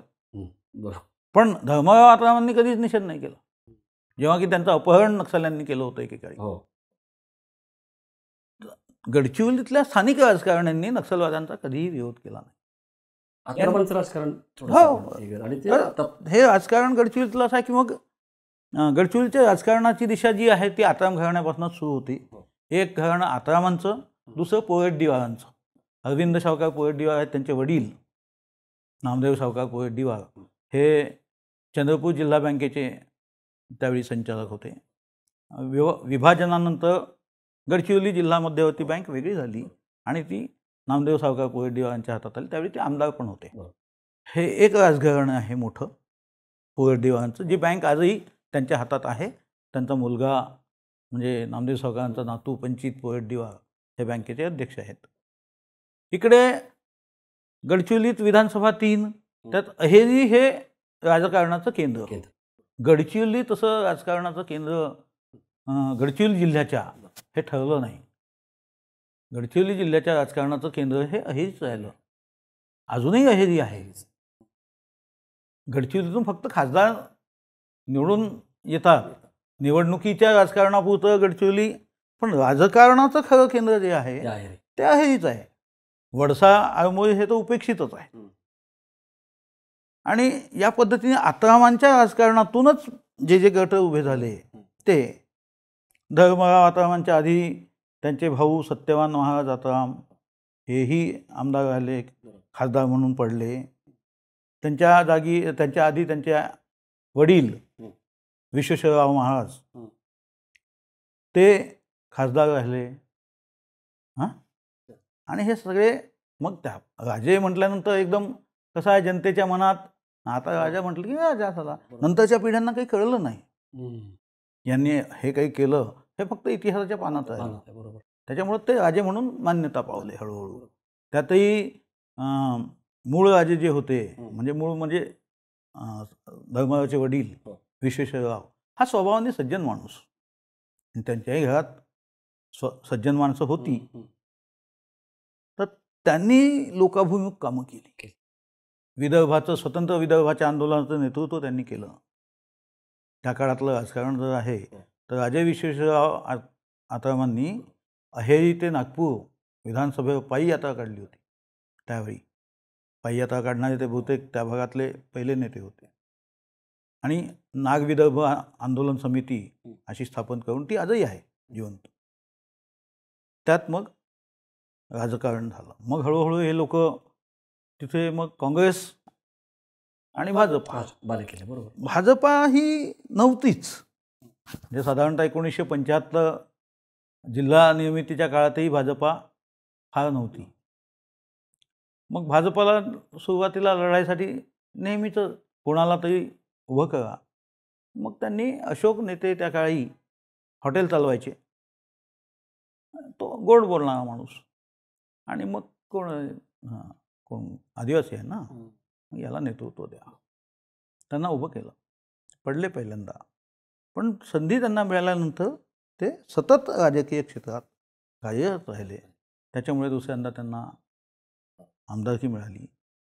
त्यापूर्वीचे आमदार जे आहेत ते आमचे कोवाशे, मारोतराव कोवासे, हे या सगळ्यांच्या शाळा, काँग्रेसची सत्ता, काँग्रेस उभा करेल तो आमदार निवडून यायचा. धर्मरावही काँग्रेसमध्ये होते, शरद पवारांसोबत राष्ट्रवादीत बाहेर आले. आता अजित पवार गटात, आता नाही, त्याच्या आधी शरद पवार जेव्हा काँग्रेसमधनं बाहेर पडले सोनिया गांधीच्या मुद्द्यावर, तेव्हा धर्मराव बरोबर त्यांच्याबरोबर. शरद पवारांसोबत राष्ट्रवादीत आता आले. जेव्हा परत फूट पडली तेव्हा ते तेव्हा ते नव्हतं. जिथे जिथे फूट पडत गेली धर्मराव तिकडे तिकडे जात गेले. त्यांचा नद्यांचा प्रवाह असा मोडत गेला. बरं. पण हे धर्मराव काँग्रेसमध्ये असेपर्यंत चांगले राहिले. खरं म्हणजे तुम्हाला सांगायला मला आनंद होईल की 1975 पर्यंत राजकीय नेत्यांना एकांकिका असे ना पण दृष्टी होती किंवा असलेल्या दृष्टीचा ते वापर करायचे. बरोबर. त्यावेळी केवळ आर्थिक राजकारण नव्हतं, विजन होती काहीतरी. विजन होते की नाही बाबा आपला समाज मोहल्ल्यात रस्ता झाला पाहिजे, लोकांना लोक घरी जेवायला जायचे. आमदार लोक सुद्धा सामान्य माणसाच्या घरी जाऊन खाली जमिनीवर बसून जेवायचे. प्रमोद महाजनांच्या संस्कृतीच्या जवळपास काँग्रेसची जी संस्कृती होती, रेस्ट हाऊस संस्कृती, ती भाजपनी पण ॲडॉप्ट केली. आणि मग सगळं समाजाचा घरांचा संबंध लोकांचा तुटला. मग हे सगळे कॉर्पोरेट झाले, कार्यकर्ते कॉर्पोरेट झाले. मग पैशांचा विषय आला राजकारणात. आणि मग पैसे मिळाल्याशिवाय कुठलाही नेता, गाडी, पैसे, त्याची रात्रीची सोय, या सगळ्यांवर आधारित मग अर्थकारणात राजकारण आलं. आणि त्यामुळे राजकारण्यांना सुद्धा अधिक भ्रष्टाचार करावा लागला. पण धर्मराव आत्रांबद्दल बोलताना म्हणजे तू म्हटलं की अपहरण त्यांचं गाजलं, त्यानंतर आमच्या इकडे पुणे जिल्ह्यामध्ये जी शिकार होती ती पण गाजली, आणि आता मुलीची संघर्ष. हो. तर हे आता म्हणतं कसं आहे की हे घराणं पहिल्यापासनं या मानसिकतेतलं, मी जी बाबूराव शेडमाकेंची मानसिकता सांगितली, त्यात सगळीच माणसं तशी निघत नाहीत. बरोबर. पण त्यातलं ते जे जेनेटिक्स आहे ते काही प्रमाणात कोणात जास्त होतं तर कोणात कमी. धर्मरावांमध्ये खूप जास्त. त्यांचा प्रवास जर बघाल तर काँग्रेसच्या आधी ते नागविदर्भ आंदोलन समितीत, तिथून काँग्रेसमध्ये प्रवेश केला की तिकीट आमदार व्हायचं. काँग्रेसमध्ये आमदार झाले, युवक होते, काँग्रेसचं अध्यक्षपदी भूषवलं. तर आले सत्ता प्राप्तीसाठी आले. आणि धर्मरावांच्या कुटुंबांना राजा म्हणून शिकारीचा फार मोठा शौक. त्यावेळी सगळं समृद्धच असल्यामुळे त्यांच्या क्षेत्रात रोज शिकार करायचे. ते त्यांची गाडी होती, आहे ती गाडी अजूनही त्यांच्या घरासमोर आहे. त्यावेळेसचे ज्या कमांडर्स असायचे ना, त्या कमांडर, त्यांची ती बंदूक आणि लवाजमा घेऊन शिकार आणल्याशिवाय रात्रीचं जेवण व्हायचं नाही, अशी त्यांची परंपरा. त्याला परंपरा म्हणू आपण, कारण आदिवासींना शिकारीचा एक आहे, त्यात राजघराण्याला अधिक. ही सवय त्यांना पारंपरिक. राजकारणात आले तरी त्यांची शिकारीची सवय काही गेली नाही. खुलेआम करायचे ना ते, त्यांच्या क्षेत्रात खुलेआम. त्यावेळी मग त्यांच्यासमोर वन विभाग हतबल होते, ठरवायला नाही करू शकले, कारण दबाव होता. मंत्री होते, सत्तेत होते. हळूहळू त्यांच्या सत्तेला सुरुंग लावण्याचं काम सत्यवान महाराजांचे चिरंजीव, म्हणजे महाराजांनंतर सत्यवान आत्राम जे आहेत, त्यांचे बंधू जे आहेत धर्मरावांचे, त्यांनी केलं. नाही तर सत्यवानराव होते तोपर्यंत या दोघांमध्ये फारसं वितुष्ट नव्हतं. पण सत्यवानरावांच्या पत्नी ज्या आहेत त्यांच्यामध्ये, म्हणजे अंबरीशरावची आई, तिचं काही त्या घराण्याशी जमलं नाही. मग सत्यवानराव गेल्यानंतर हिनी वारस म्हणून अंबरीशला उभं केलं. आणि तिथून मग या घराण्यामध्ये फूट 2 घरं झाली. मग 2 घरं इतकी झाली की एकमेकाच्या घरी ते जात नाहीत. फक्त एखादा मरणाचा प्रसंग असेल तरच जातात, अन्यथा जात नाहीत. म्हणजे दुर्गादेवी मांडल्या जाते तिथे, पण त्या दुर्गादेवीची पूजा अंबरीशच करतील, त्याच्याशिवाय धर्मरावाला तिथे हात जाता येत नाही. एवढं पण आई आहे तोपर्यंत बरोबर यांनी जुळवून घेतलं आहे. पण अशी फूट त्या घरात पडली. धर्मरावांच्या विरोधात अंबरीशराजे उभे झाले आणि निवडून आले. तत्पूर्वी दीपक आत्राम, ते आत्राम राजघराण्याशी काही संबंध नाही दीपक आत्रामांचा, पण विद्यार्थी संघटनेचा, आदिवासी विद्यार्थी संघटनेचा नेता म्हणून प्रचंड जिल्हा परिषद लढली, जिल्हा परिषदेत विजयी झाले. आणि त्यानंतर त्यांनी सातत्याने काम केलं त्या भागात. जनसंपर्क राहिला, त्यामुळं ते एकदा आमदार झाले. दीपक आत्राम सोडून मग अल्टरनेट आता तिथे एक ट्रायंगल तयार झाला.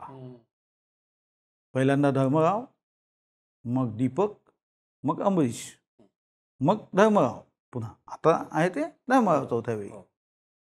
आता धर्मराव नंतर निवडणूक आली. या निवडणुकीत राजकारणात राज्याचा मोठा परिणाम झाला आणि अजित पवार हे शरद पवारातून बाहेर पडले. मुलगी धर्मरावांची मुलीला शब्द दिला होता शरद पवारांनी. वडसा इथे एक सभा झाली.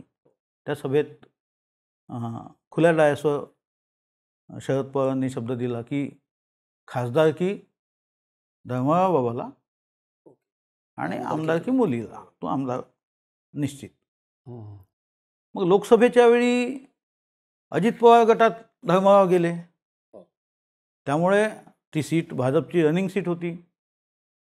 विद्यमान खासदार होता, तर यांनी खूप ट्राय केला भाजपमधूनही, पण ती काही सीट त्यांना लोकसभेला मिळाली नाही. म्हणजे लोकसभेपासून ते वंचित राहिले. आता काय करायचं राजकारणात? मी काय हे विधानसभा सोडू? मानवाचा स्वभाव आहे, सत्ता सोडत नाही.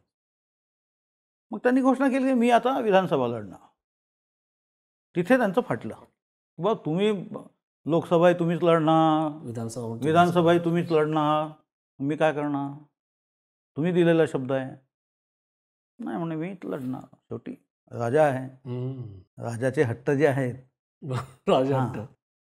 त्यावेळी मी धर्मरावला दरम्यानच्या काळात धर्मरावचा एक किस्सा सुटला की शिकारीच्या संदर्भात इकडे कुठल्या भागात चिंकारा आमचा पुरंदरच्या भागात, सासवडच्या भागात तिथे शिकार केली आणि ती शिकार पकडल्या गेली. त्यात त्यांना मंत्रिपद सोडावं लागलं. त्याच्यानंतर आमदारकी गेली.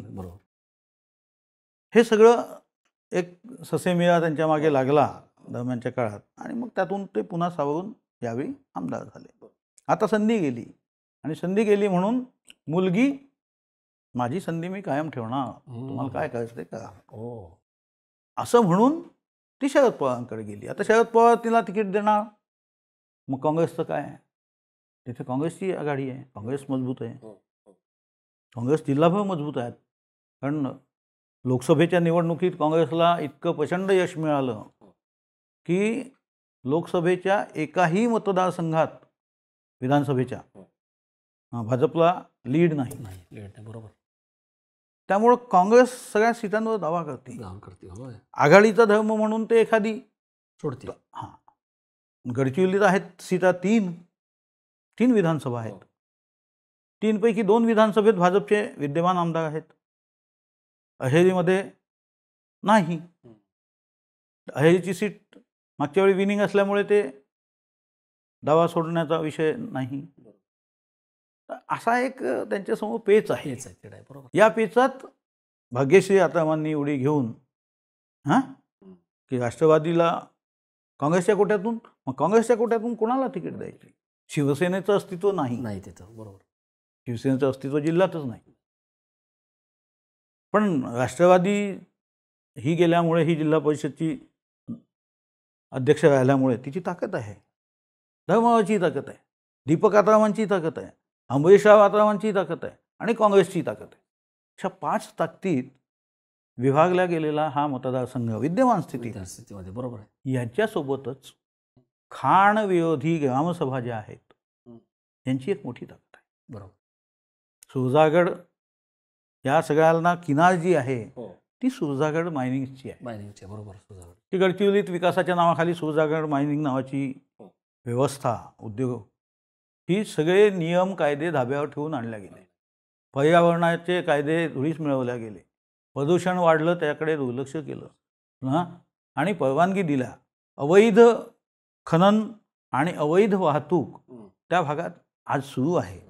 पण शासनाला त्याकडे घेणं देणं नाही. त्यांचं म्हणणं आहे की विकास होतोय, कामं मिळतात आहेत लोकांना, कामं देतोय आम्ही, मग थोडीशी कळ सोसावी लागते. ही थोडीशी कळ नाही.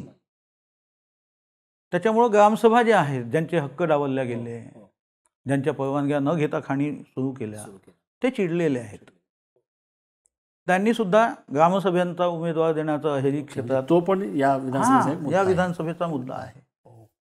आणि त्यांनी दिलं तर 20,000च्या वर मतं आहेत त्यांची. त्यांच्याकडे मतांचा मोठा ग्रामसभा ह्या एकत्रित आहेत. महत्वाचं म्हणजे म्हणजे तो परिणामकारक होऊ परिणाम शकतो. प्रभावी परिणामकारक आहे. हो. त्याचा फटका सगळ्यांनाच बसू शकतो, कोणालाही बसू शकेल मोठा फटका, अशी व्यवस्था आहे.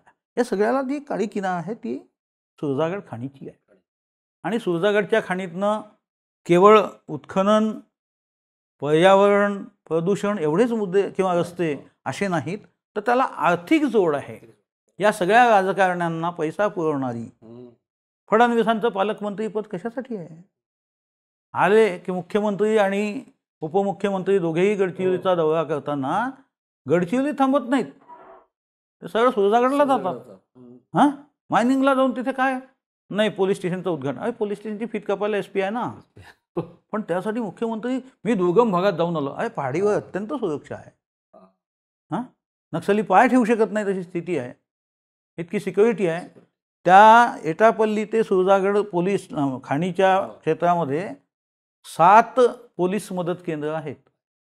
त्यातलं एक SDPO तिथे बसतो, जेव्हा की तिथे एक सब इन्स्पेक्टर आधी, खाणीच्या आधी एक मदत केंद्र आणि एक सब इन्स्पेक्टर बसून काम पाहायचं त्या 7ही पोलीस मदत केंद्रांच्या क्षेत्रात. सरकारला काय गरज होती? खाणीची सुरक्षा करायसाठी फुकटची व्यवस्था करून देणं हे काम शासनाने केलं. याचा रोष आहे जनतेचा. बरोबर. तर ही एक व्यवस्था, हे चॅलेंज आहे बरोबर, जे अहेरी विधानसभेत आहे. दुसरीकडे गडचिरोली ही जिल्हा क्षेत्र आहे आणि या जिल्हा क्षेत्रात कामाचं स्वरूप हे जिल्हास्तरीय स्वरूप आहे. विकासाचे सगळ्या मुद्द्यांची मॉनिटरिंग तिथं होतं. त्यामुळं गडचिरोलीला तशी थोडीशी किंमत आहे.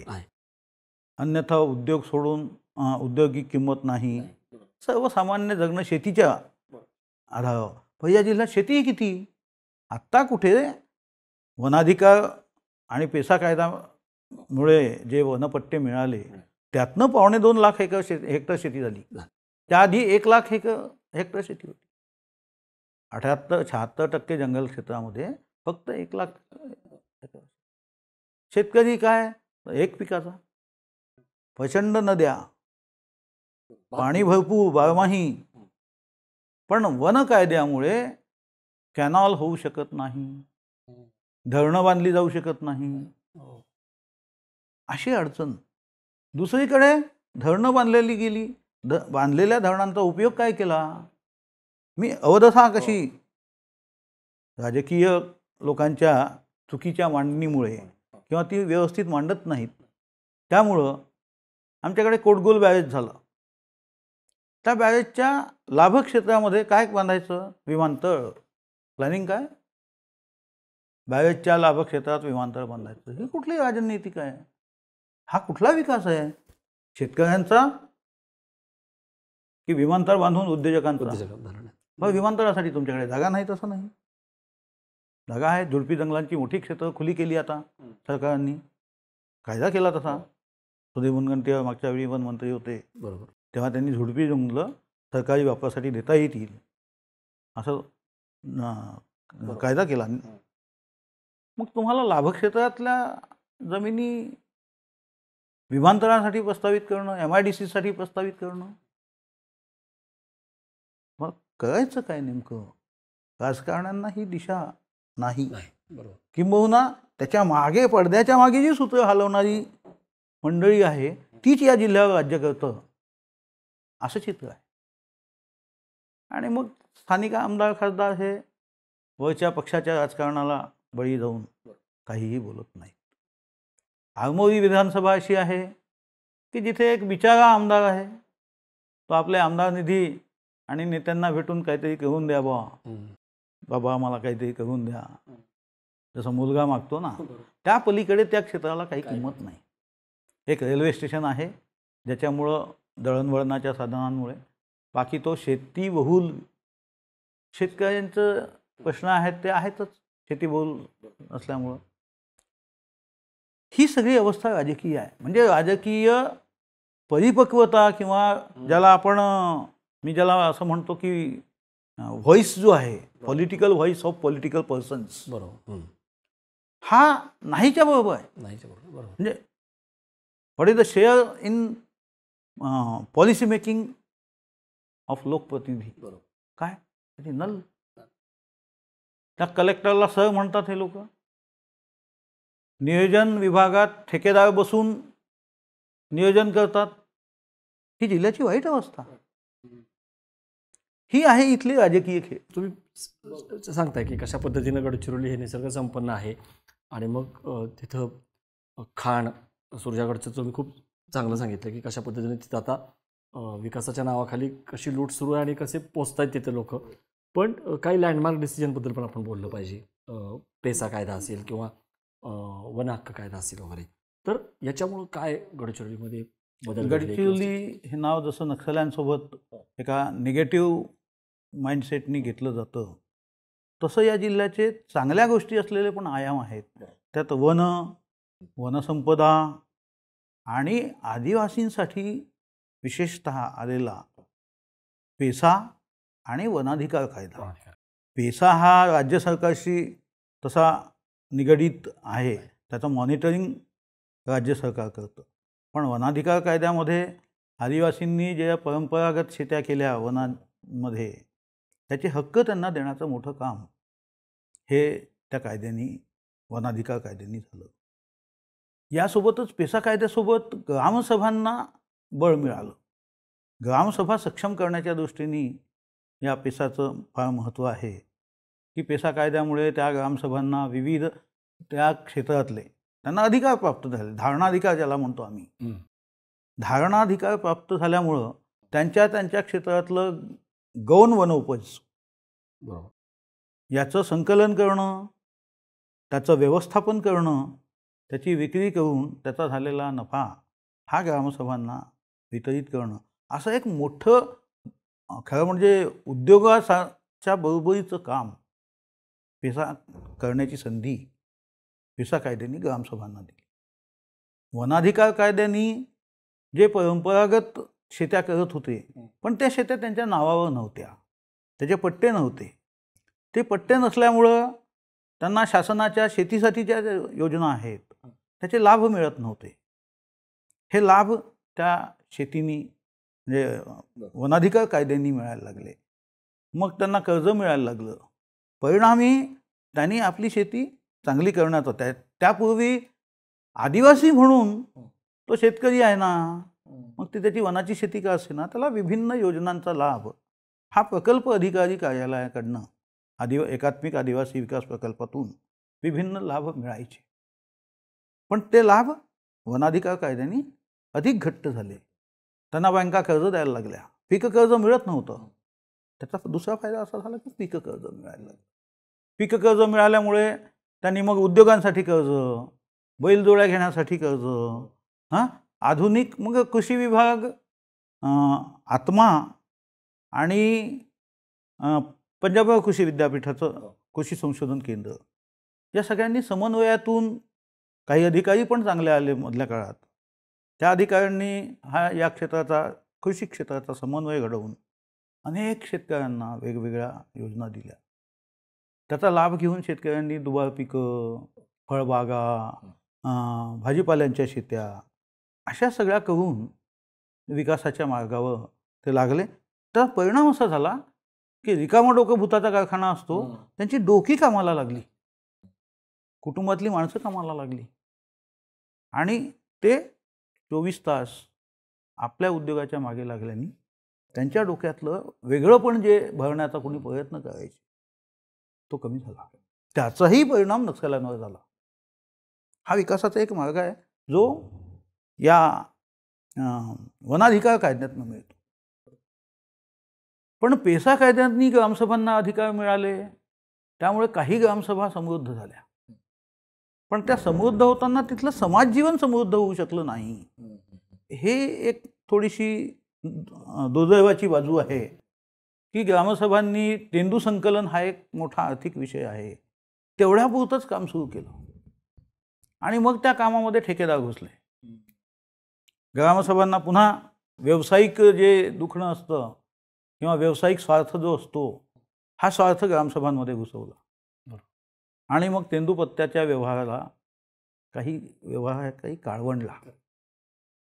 ग्रामसभांनी तेंदूपत्त्याचे ते कॉन्ट्रॅक्ट जे आहेत म्हणजे निविदा काढतात, तर ह्या ग्रामसभांनी मग ग्रामपंचायतीची जी ग्रामसभा आहे तिला मानणं बंद केलं. ग्रामसभा आमच्या आहेत, आम्ही स्वायत्त आहोत, त्यामुळे आम्ही सरकारांचं ऐकणार नाही. हा एक ही वेगळी धारणा जी आहे ही ग्रामसभांमध्ये निर्माण झाली आणि आज परिस्थिती अशी आहे की अनेक ग्रामसभा ज्या विकसित होण्याची अपेक्षा होती गेल्या 10 वर्षात त्या बकास झाल्या. फायदेशीर काम आहे पण त्यांच्यात ते दलाल नावाचं पिल्लू शिरलं. बरोबर. आणि त्या पिल्लूनी ग्रामसभांना बरोबर वास्तविक न शिकवता, वास्तविक सांगायचं नाही, रेकॉर्डच ठेवत नाहीत. म्हणजे आम्ही प्रयत्न केले की ग्रामसभांनी ऑडिट केलं पाहिजे, उत्तरदायी जिथे आर्थिक व्यवहार आला तिथे उत्तरदायी कोणीतरी असलं पाहिजे. ग्रामसभांना या ठेकेदारांनी ते जे अध्यक्ष सचिव जे आहेत यांना गाडीवर बसवून देणं, टूर्सवर नेणं आणि त्यातून त्यांना पाहिजे तिथे हो म्हणायला लावणं, ही चुकीचं काम करायला लावलं. नाही तर एकेका ग्रामसभेचा व्यवसाय हा 2-2 कोटीचा आहे. ग्रामसभेचा एका गडचिरोली जिल्ह्यात जवळजवळ 1,500 कोटीचा तेंदूपत्त्याचा व्यवसाय आहे. सुरजागडच्या खाणीचा व्यवसाय जेवढा नाही, म्हणजे त्यातनं जेवढे लोक व्यक्तिगत लाभ घेऊ शकत नाहीत तेवढ्या लोकांना व्यक्तिगत लाभ तेंदूपत्त्याचा एक सीझन 30 दिवसाचा. 30 दिवसात एक कुटुंब किमान 1 लाख रुपये कमवतं आणि त्याच भरोश्यावर त्यांचं पुढचं जे पावसाळ्याचं गणित आहे पीक निघेपर्यंत ते आर्थिक गणित चालतं. आणि यातनं ग्रामसभा काय केलं की टेंडर घेतले, ते मॅनेज केले, त्यात नक्षल्यांना पण पैसे द्यायला लागले. ग्रामसभेंनी नक्षल्यांना पैसे द्यावेच लागले, ते त्यांचं दुर्दैव आहे. अजूनही ती व्यवस्था पक्की आहे. हां, कारण तिथे नक्षल्यांचा न्याय एकच आहे, काटो. आणि काटो किती? एका माणसाला 10 नक्षली जातील एका खोलीत, एकाला कड्या दागाच्या कशा असतात तुम्हाला माहीत, ती कडी काढतील, त्यातल्या एकाला उचलून घेऊन जातील, कापून टाकतील, टाकून देतील, निघून गेले. दुसऱ्या दिवशी काय? फक्त दहशत. एका माणसाला मारलं अख्खा गाव काय पंचकोशीतला माणूस धजावत नाही. कारण ही वार्ता शहरांमध्ये ठीक आहे की एखाद्या ठिकाणी घटना झाली तर दुसऱ्या मोहल्ल्यात त्याचं मागमूसही नसतो, पण त्या भागात एक घटना झाली की जिल्हाभर त्याचे परिणाम मेसेज जातो. या धारणेने नक्षल्यांनी आपला प्रभाव कायम ठेवला. मग ग्रामसभांना मॅनेज व्हावं लागतं. असं ग्रामसभा त्या ठेकेदारांच्या नादात लागून आजपर्यंत एकाही तेंदूपत्त्याचं अंकेक्षण झालेलं नाही. त्यामुळे त्यावेळी एक प्रश्न पण होता की ग्रामसभांचं मॉनिटरिंग कोण करणार, सचिव कोण? सचिव या प्रश्नावर आलं होतं. तर अधिकाऱ्यांचं म्हणणं असं होतं की पंचायतचा जो सचिव आहे हाच ग्रामसभेचा सचिव असेल. त्याला डिनाय केलं ग्रामसभांनी की ग्रामसभांचा सचिव आम्ही ठरवू, ग्रामसभांचा अध्यक्ष पण आम्हीच ठरवा ना. पेसामध्ये इतके व्यापक अधिकार ग्रामसभांना दिले आहेत की त्यात सगळ्या गौण वनोपजांचं त्यांच्या क्षेत्राचं पूर्ण मॅपिंग करणं, डिझायनिंग करणं, प्लॅनिंग करणं, त्यातनं जे काही उत्पन्न होईल त्याचं व्यवस्थापन करणं, असे अख्खे अधिकार ग्रामसभांना दिले आहेत. पण त्या ग्रामसभांना देताना कायद्याने असं म्हटलं आहे की हे तुम्हाला मूळ कायद्याला अधीन राहून करावं लागेल. ह्या ग्रामसभा मूळ कायदा मानायला तयार नाहीत आणि तिथे ग्रामसभांचा विकास थांबला. ते उत्तरदायी नसल्यामुळे. सर, आपण आता थोडंसं जी माहिती आहे त्याच्याबद्दल एक एक घेऊयात. देवाजी तोफा आमच्या गावात आमचं सरकार मेंढालेखा हो, तो जो बरोबर. प्रयोग आहे त्याच्याबद्दल तुम्ही थोडं सांगा. आणि त्याच्यानंतर गडचिरोलीला जे जगाच्या नकाशावरती आणलं लोकबिरादरी आणि सर्च प्रकाश आमटे आणि अभय भाऊ. तर एक 1 बाय 1 पहिल्यांदा आपण हा, देवाजी ह्या तोफा. ज्या ग्रामसभा हो. आहेत यांचं पहिलं कामच सुरू केलं ते देवाजी तोफांनी. गडचिरोलीत देवाजी तोफा, त्यांचे मार्गदर्शक मोहन हिराबाई हिरालाल आणि कुलकर्णी होते एक.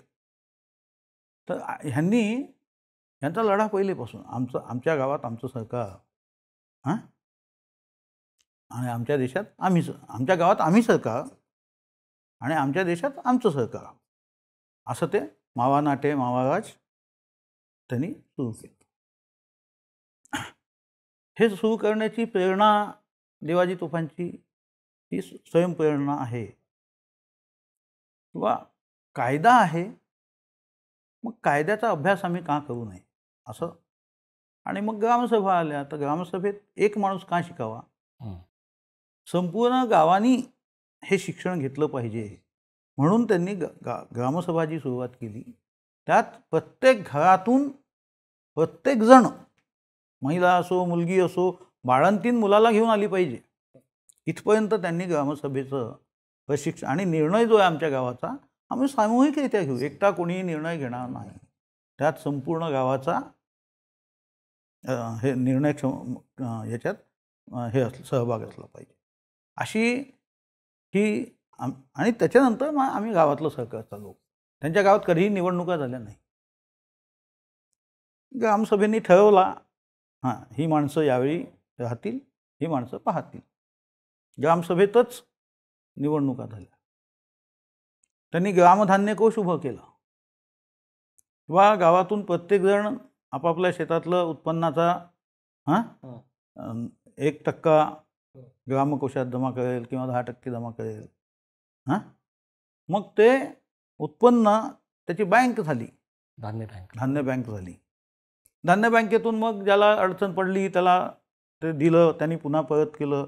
अशी करत करत धान्य बँक ही मोठी झाली. मग गावात एक एक उपक्रम ग्रामसभांनी, मग त्यांनी काही मधाचे व्यवसाय, जंगलाचे व्यवसाय हे केले. आणि बांबूचा मोठा लढा. बांबू हे गवत आहे, पण त्या गवताला वन विभागांकडून मान्यता नव्हती कापायची. मग हा बांबू मुक्त केला सरकारने त्यांच्या लढ्यातून. जयराम रमेश त्यावेळी मला वाटतं बरोबर केंद्रीय पर्यावरण मंत्री होते. त्यांनी बांबूला गवत म्हणून मान्यता दिली आणि ग्रामसभांना बांबूच्या. तर पहिली टिपी ही जयराम रमेशनी मेंढालेख्याला, डॉक्टर नामदेव उसेंडी हे त्यावेळी आमदार होते, त्यांच्या हाताने ती टिपी दिल्या गेली बांबूची. ती एक मोठी राष्ट्रीय आणि ऐतिहासिक घटना होती. त्या घटनेचे परिणाम चांगले झाले. म्हणजे ग्रामसभांना त्यांच्या हक्काची जाणीव झाली. ती करून देण्यात देवाजी तोफा आणि त्यांचे सहकारी शासनाच्या सहाय्याने मोठा लढा दिला त्यांनी, आणि तो लढा यशस्वी करून दिला. त्यामुळे ग्रामसभांना पूर्ण देशभर महत्त्व आलं. त्यापूर्वी काही ग्रामसभांचं काम कोणी करत नाहीत किंवा इतर राज्यात करत नाहीत पेसाचं काम, असं नाही. पण त्या कामाला गडचिरोली हे एक दिशादर्शक ठरलं.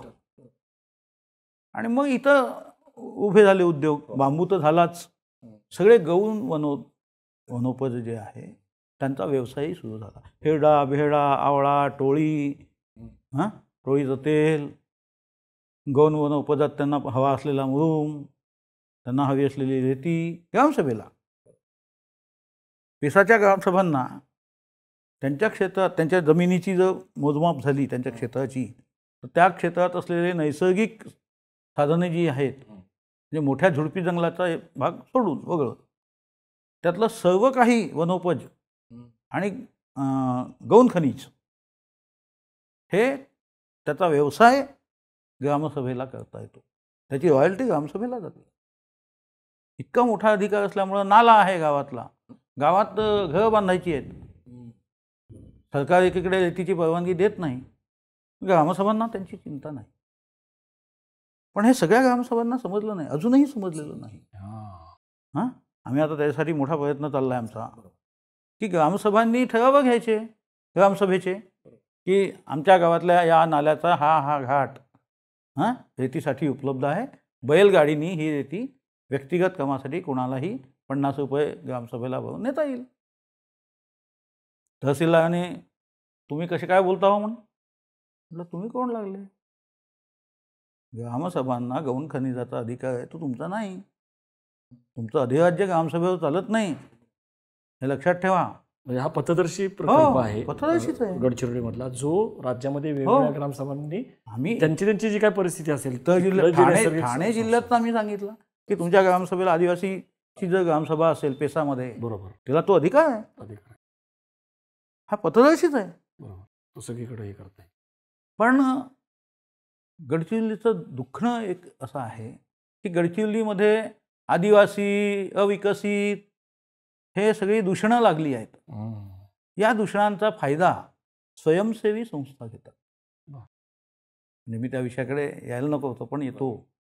त्याचं कारण असं आहे की मार्गदर्शनाच्या नावाखाली लोकांना चुकीचं इंटरप्रिटेशन करणं, म्हणजे त्यातल्या अनेक संस्था सरकार दरबारी ते जे मांडलिक असतात ते स्वीकारून आलेले असतात, आणि ते वरून काहीतरी घेऊन येतात आणि मग इथल्या लोकांना त्यांना जे पाहिजे ते सांगून त्यांची दिशाभूल करतात. अशा काहीशा दिशाभूलही ग्रामसभांच्या होत आहेत. परिणामी त्यांच्या विकसितपणावर किंवा त्यांच्या विकासावर दुष्परिणाम होत आहेत. आपण देवाजी तोफांच्या संदर्भातलं सुरू होतं. तर देवाजी तोफांनी ही मोठी क्रांती घडवून आणल्यामुळे ते या क्षेत्रातले आदिवासी क्षेत्रातले एक दिशादर्शक, आणि त्यांचं म्हणणं असं आहे की विकासाच्या मूळ दुखण्याचं कारण आहे संवादहीनता. संवादहीनता असल्यामुळे आमचे संवादच पाहिजे तसे होत नाहीत, म्हणून आमचा विकास थांबलेला आहे. आपण संवादहीनता सुरू केली पाहिजे. एक या जिल्ह्याचं पूर्ण जिल्हा म्हटलं तर एक अंधारातून प्रकाशाकडे नेणारा प्रकाश आमटे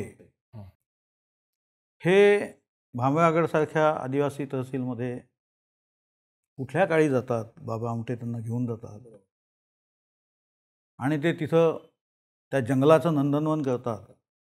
तिथल्यासाठी आरोग्य व्यवस्था, भाषा समजणार नाही, खायला मिळेल की नाही माहीत नाही, नक्षली कोण आहेत ते माहीत नाही, असे हे तरुण पती पत्नी तिथे जाऊन एक विशाल असं साम्राज्य, स्वतःचं नव्हे तर लोकांचं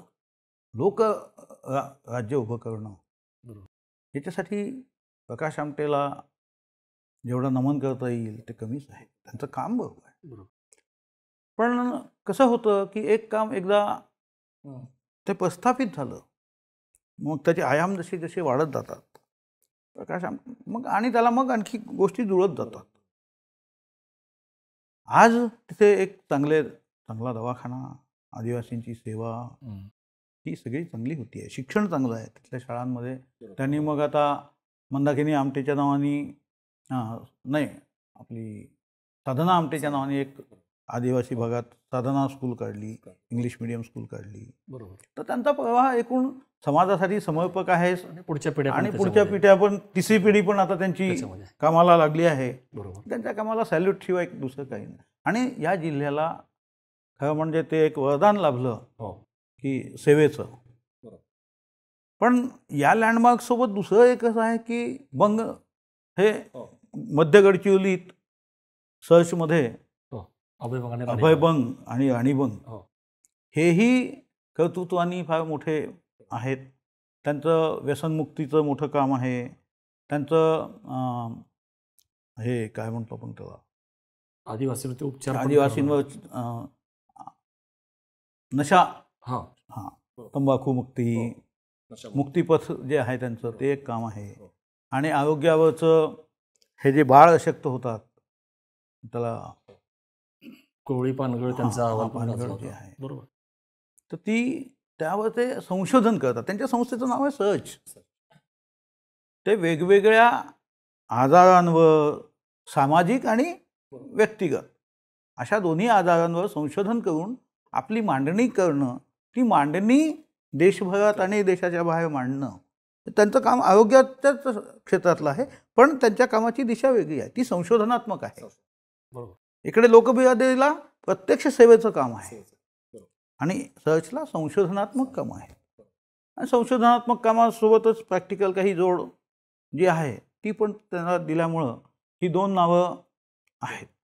पण पेसा क्षेत्रामध्ये काम करताना माजी आमदार हिरामण वरखेडे, हरिराम वरखेडे, हिरामणच वरखेडे, हिरामण वरखेडे हे गडचिरोलीचे अत्यंत अभ्यासू आमदार, 30 वर्षापूर्वी आमदार झाले ते. आणि having a good knowledge of English असं व्यक्तिमत्व, कायद्याचे चांगले अभ्यासक, त्यांनी पेसाची मांडणी की आमचं क्षेत्र कसं तुम्ही मोजणार कोण, पेसामध्ये ग्रामसभेचं क्षेत्र मोजायचं आहे. मग आमचे पारंपरिक क्षेत्र आहेत. समजा माझा देव 6वा देव आहे आणि माझं राहणं धानोऱ्याला आहे, पण माझा देव एटापल्लीत आहे, सुरजागडला. मला या इथपासून तर सुरजागडपर्यंतचा हा जो माझ्या देवाचा रस्ता आहे, हा माझा पारंपरिक रस्ता आहे, मला जागा देणार कशी तुम्ही, हा प्रश्न आला आहे ग्रामसभांसमोर. की ग्रामसभांना त्यांचे क्षेत्र मोजून देण्याचं काम मध्ये ओव्हरनी सुरू केलं होतं. माझ्या पितरांची पूजा उत्तरेला होते, तिथे जायसाठी 3 पहाड्या, 2 नद्या, वळसा घालून जावं लागतं. माझं क्षेत्र ठरवणार कसं, यावरची उत्तर अजूनही सापडलेली नाही. खरं म्हणजे त्यात प्रशासनाला सुद्धा कायदे मांडताना लोकांची पारंपरिक स्थिती ही बघून त्याची रचना करायची नाही. त्यामुळं तिथे थोडीशी असा टकराव निर्माण होतो. आदिवासींमध्ये पेसाच्या अनुषंगाने आदिवासींमध्ये हे आहेत, जी रचना आहे आदिवासींची, त्या रचनेमध्ये गावाचा पाटील आहे, ही रचना आहे आदिवासींची. पोलीस पाटील आहे, पोलीस पाटील वेगळा, गाव पाटील वेगळा, गावचा पुजारी आहे, इलाक्याचा पुजारी आहे. एक जसं एटापल्लीमध्ये 42 गावाचा एक इलाका आहे, सुरजागड इलाका, हा 42 गावाचा इलाका आहे. 67 गावांचा इलाका आहे भामरागड. त्या 67 गावांचा ते 67 पुजारी वेगळे आहेत आणि त्या पुजाऱ्यांचा इलाका पुजारी हा एक आहे. ते सगळे पुजारी जेव्हा बैठकीत येतात तेव्हा तो त्यांचा कलेक्टर आहे. पुजारी आहे, पेरमा आहे, गायता आहे, भूमिया आहे. तर हे सगळी जी आहे ही रचना ही महसुली रचना आहे. आदिवासींच्या काळात जसं शिवाजी महाराजांच्या काळातही होते, कुलकर्णी, देशपांडे, देशमुख, अशी ही आदिवासींची महसुली रचना आहे. कोण काय करेल, कोतवाल माहिती देईल. कोतवाल हा शब्द त्यांच्यापासून आला आणि कोतवाल हा शब्द पक्षापासून आला. आदिवासी हे पक्षी आणि प्राणीपूजक आहेत. प्राणीपूजक म्हणजे जसा एखाद्याच्या घरी माशाचं चित्र असेल, त्याच्या घरच्या ते विवाहाच्या वेळी जो दांडला लावतात, आणि ते मासे खात नाही, मग म्हणजे पर्टिक्युलर तो मासा जो असेल तो खात नाही. त्याचं कारण असं आहे. मग आम्ही जेव्हा विचारलं किंवा याचं संरक्षण करण्याची जबाबदारी माझ्यावर आहे, माझ्या आडनावावर आहे. तिथल्या प्रत्येक आडनावावर वेगळ्या वेगळ्या प्राणी आणि पक्ष्याच्या संरक्षणाची जबाबदारी आहे. तर तो पक्षी प्राणी खात नाही, त्याला मारायचं नाही ना, बाकीचे खाल्लेत चालतील, अशी त्यांची एक रचना आहे. त्या रचनेला महसुली आयाम आहेत. कोण कोणाकडे लक्ष ठेवील. गायता म्हणजे जमीन मोजून देणारा, भूमिया हा गावचा प्रमुख, पुजारी हा गावचा तंत्र मंत्र आणि पूजा करणारा माणूस, अशी सगळी म्हणजे ब्राह्मणच गावचा, बरोबर, अशा सगळ्या रचना आहेत. पेसा कायद्यामध्ये जमिनीचं सगळं हे लक्षात घेताना या पारंपरिक रचना लक्षात घेतल्या पाहिजे, बरोबर. तेव्हा कुठं पेसा कायद्याची प्रतिपूर्ती पूर्ण होईल. सर, आपण या सगळ्या पेसा कायदा, वन हक्क कायदा, वनाधिकार कायदा, आदिवासींच्याबद्दल बोलताना तुम्ही सांगितली वेगळा व्यवस्था, गायता म्हणजे काय, पुजारी म्हणजे काय वगैरे, हे करताना गोटूर संस्कृती जी आहे आदिवासींमधली, तर ती पण एक फार महत्त्वाची आहे. तर ती थोडक्यात सांगा आणि त्याच्यामध्ये पण काही आता इतक्या वर्षामध्ये स्थित्यंतर काही बदल घडलेत का? गोटूल खरं म्हणजे आदिवासींची शैक्षणिक व्यवस्था आहे. गोटूल हे गावाचं विद्यापीठ आहे. आदिवासी गावाचं विद्यापीठ. तिथले पारंपरिक पूर्ण म्हणजे वयस्कर लोकांनी तरुणांना शिकवणं, बालकांपासून तरुणांना, म्हणजे त्या विद्यापीठात आरोग्यशास्त्रापासून तर संस्कृतीपर्यंत संपूर्ण व्यवस्थापन शिकवलं जातं. एकाच ठिकाणी एका खुल्या मैदानात काहीशी लाकडं पेटवून आणि आपल्या सांस्कृतिक नृत्याचा आस्वाद घेत जगावं कसं हे शिकवणारं जे विद्यापीठ आहे त्याला मी गोटूल म्हणतो. गोटूल ही व्यवस्था आहे. आदिवासींच्या संपूर्ण जीवनरचनेची व्यवस्था गोटूल आहे. आता ही शाळा आहे जिथे ना बेंच आहेत, ना शिक्षक आहेत, ना खुर्च्या आहेत, टेबल आहे, ना लाईट आहे, ना पगार आहे. पण त्या गावातले जे जाणकार आहेत ते सायंकाळी येतात. रात्री साधारणतः जेवण झाल्यानंतर लोक गोटूलमध्ये बसतात. आता गोटूल बांधले पण आहेत पुष्कळ, तरी लोक बाहेर त्यांच्या सवयीनुसार एकत्र बसतात, नाचतात. आणि तिथे ते आपली जीवन पद्धती काय, आदिवासींमध्ये सेक्स फ्री आहे, पण स्वीकार्य आहे, बलात्कार होत नाहीत. म्हणजे अजूनही आदिवासी मुलींवर बाहेरच्यांनी केलेले असतील ते वेगळे आहेत, पण आदिवासींवर केलेला बलात्कार हा क्वचित पाहायला मिळेल तुम्हाला. किंवा ते एकमेकाच्या विरोधात काही केलं आणि त्यातून वैमनस्यातून झालेले पगार वेगळे, ते आधुनिक काळात आले. पण 20 वर्षाच्या आधी 10 वर्षाच्या पर्यंत येतो मी, 2014-15 पर्यंतही विचार केला तरी आदिवासीवर बलात्कार केला फार दुर्मिळ, असं फार दुर्मिळ आहे. याचं कारण असं आहे की प्रेम हे त्यांचं खुल्या वातावरणात निर्माण झालेलं आहे.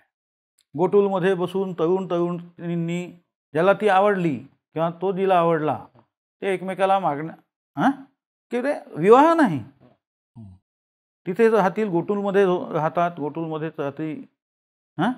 जे काही आपलं जेवण झालं, सेवन आहे, मांस आहे, शिकार हे त्यांचं मुख्य हे आहे, जगण्याचं साधन आहे. ते करून आणले की ती शिकार कितीही छोटी असो सगळ्या गावाला देतीलच. एक तुकडा जरी आला तरी तो त्याला देतील. या गोटूलमध्ये असं शिकवलं जातं की स्वच्छता कशी ठेवायची. मग कुर्मा नावाचा जो प्रकार आहे, कुर्मा घर हा प्रकार सगळीकडे आहे की जी स्त्री जिला पिरियड्स येतात, पाळी येते, मासिक धर्म येताना ती स्त्री घरात राहू शकत नाही. तर कारण ते त्यावेळची जी कीटनाशक म्हणजे अशा स्त्रीला आपणही हात लावत नव्हतो, तर तिला ते बाजूला एक झोपडी बांधून तिची व्यवस्था करतात. त्या म्हणजे ती गावात असते एक झोपडी पूर्ण व्यवस्थेची, तिच्यात त्या महिलेला 5 दिवस राहावं लागतं. त्याला कुर्माघर असं म्हणतात. ती पण स्वच्छतेची व्यवस्था आहे. त्या कुर्माघरावर खूप टीका झाल्या की आदिवासींमधलं हे अस्पृश्यता आहे, विटाळ आहे, विटाळलेल्या महिलाला हे घे, असं नाही आहे. ते की तिच्यामुळे कुणालाही इतर लोकांना लागण होऊ नये अशी त्यामागे काळजी घेण्याची भूमिका आहे. याचं कारण की तिथे आधुनिक सुविधा त्यावेळी नव्हत्या. आणि विस्तव आग ही अशी वस्तू आहे की त्या आगीजवळ असलेल्या व्यक्तीला इतर कोणत्याही याची लागण होत नाही, किडांची. ते कीट तिथे येऊन, तर ते सुरक्षेची व्यवस्था समाज समजू शकला नाही आमचा आधुनिक. इथे खूप विवाह एकत्रित होतील. एका विवाहासाठी संपूर्ण गाव मदत करतो. विवाहाची स्थिती अशी आहे की ज्या मुलीचा किंवा मुलाचा विवाह ठरला तिथे मातृसत्ताक पद्धती आहे. तर मुलीचा विवाह मुलीच्या घरी होतो, मुलाच्या घरी. मुलगा काहीतरी हुंडा देतो मुलीला, सांगतो ना. मुलीच्या त्यांचं झालं जुळला विवाह की विवाहाच्या वेळी मुलगी ही मुलाच्या घरी वरात घेऊन जाते. मुलगा नाही येत, मुलगी येते. आता आधुनिक याच्यात ते सगळे सामूहिक किंवा हे भाग वेगळा, पण अजूनही गडचिरोली जिल्ह्यात ही प्रथा मी स्वतः 3 दिवस राहून त्याचा अनुभव घेतला आहे. आणि येताना मग मुलीकडचे सगळे जे काही नातेवाईक आहेत आणि मुलाकडचे सुद्धा ते आपापल्या घरून सीधा घेऊन येतात. बरं. ज्याच्याकडे दारू असेल तर दारू, कोंबडा, बकरा, डुक्कर, तांदूळ, तिखट, मीठ, तेल पाकिटं सुद्धा, बरं, पैसे, हे सगळेजण घेऊन येतात. आणि मग जानोसा जो असतो आपला, हां, ज्या ठिकाणी जानोसा लक्षात आहे का तुम्हाला? हां, जानोसा ही मुलाची व्यवस्था, जशी आपल्याकडे मुलगा येतो ना लक्ष मुलीच्या घरी लग्नाला, तेव्हा त्याची राहण्याची जी व्यवस्था आहे त्याला जानोसा असा शब्द आहे. तर ही इथे पण त्या गावात मामाच्या घरी किंवा दुसऱ्या घरी या मुलीच्या पूर्ण वधूकडचं मंडळ जे आहे त्यांची राहण्याची व्यवस्था रात्री.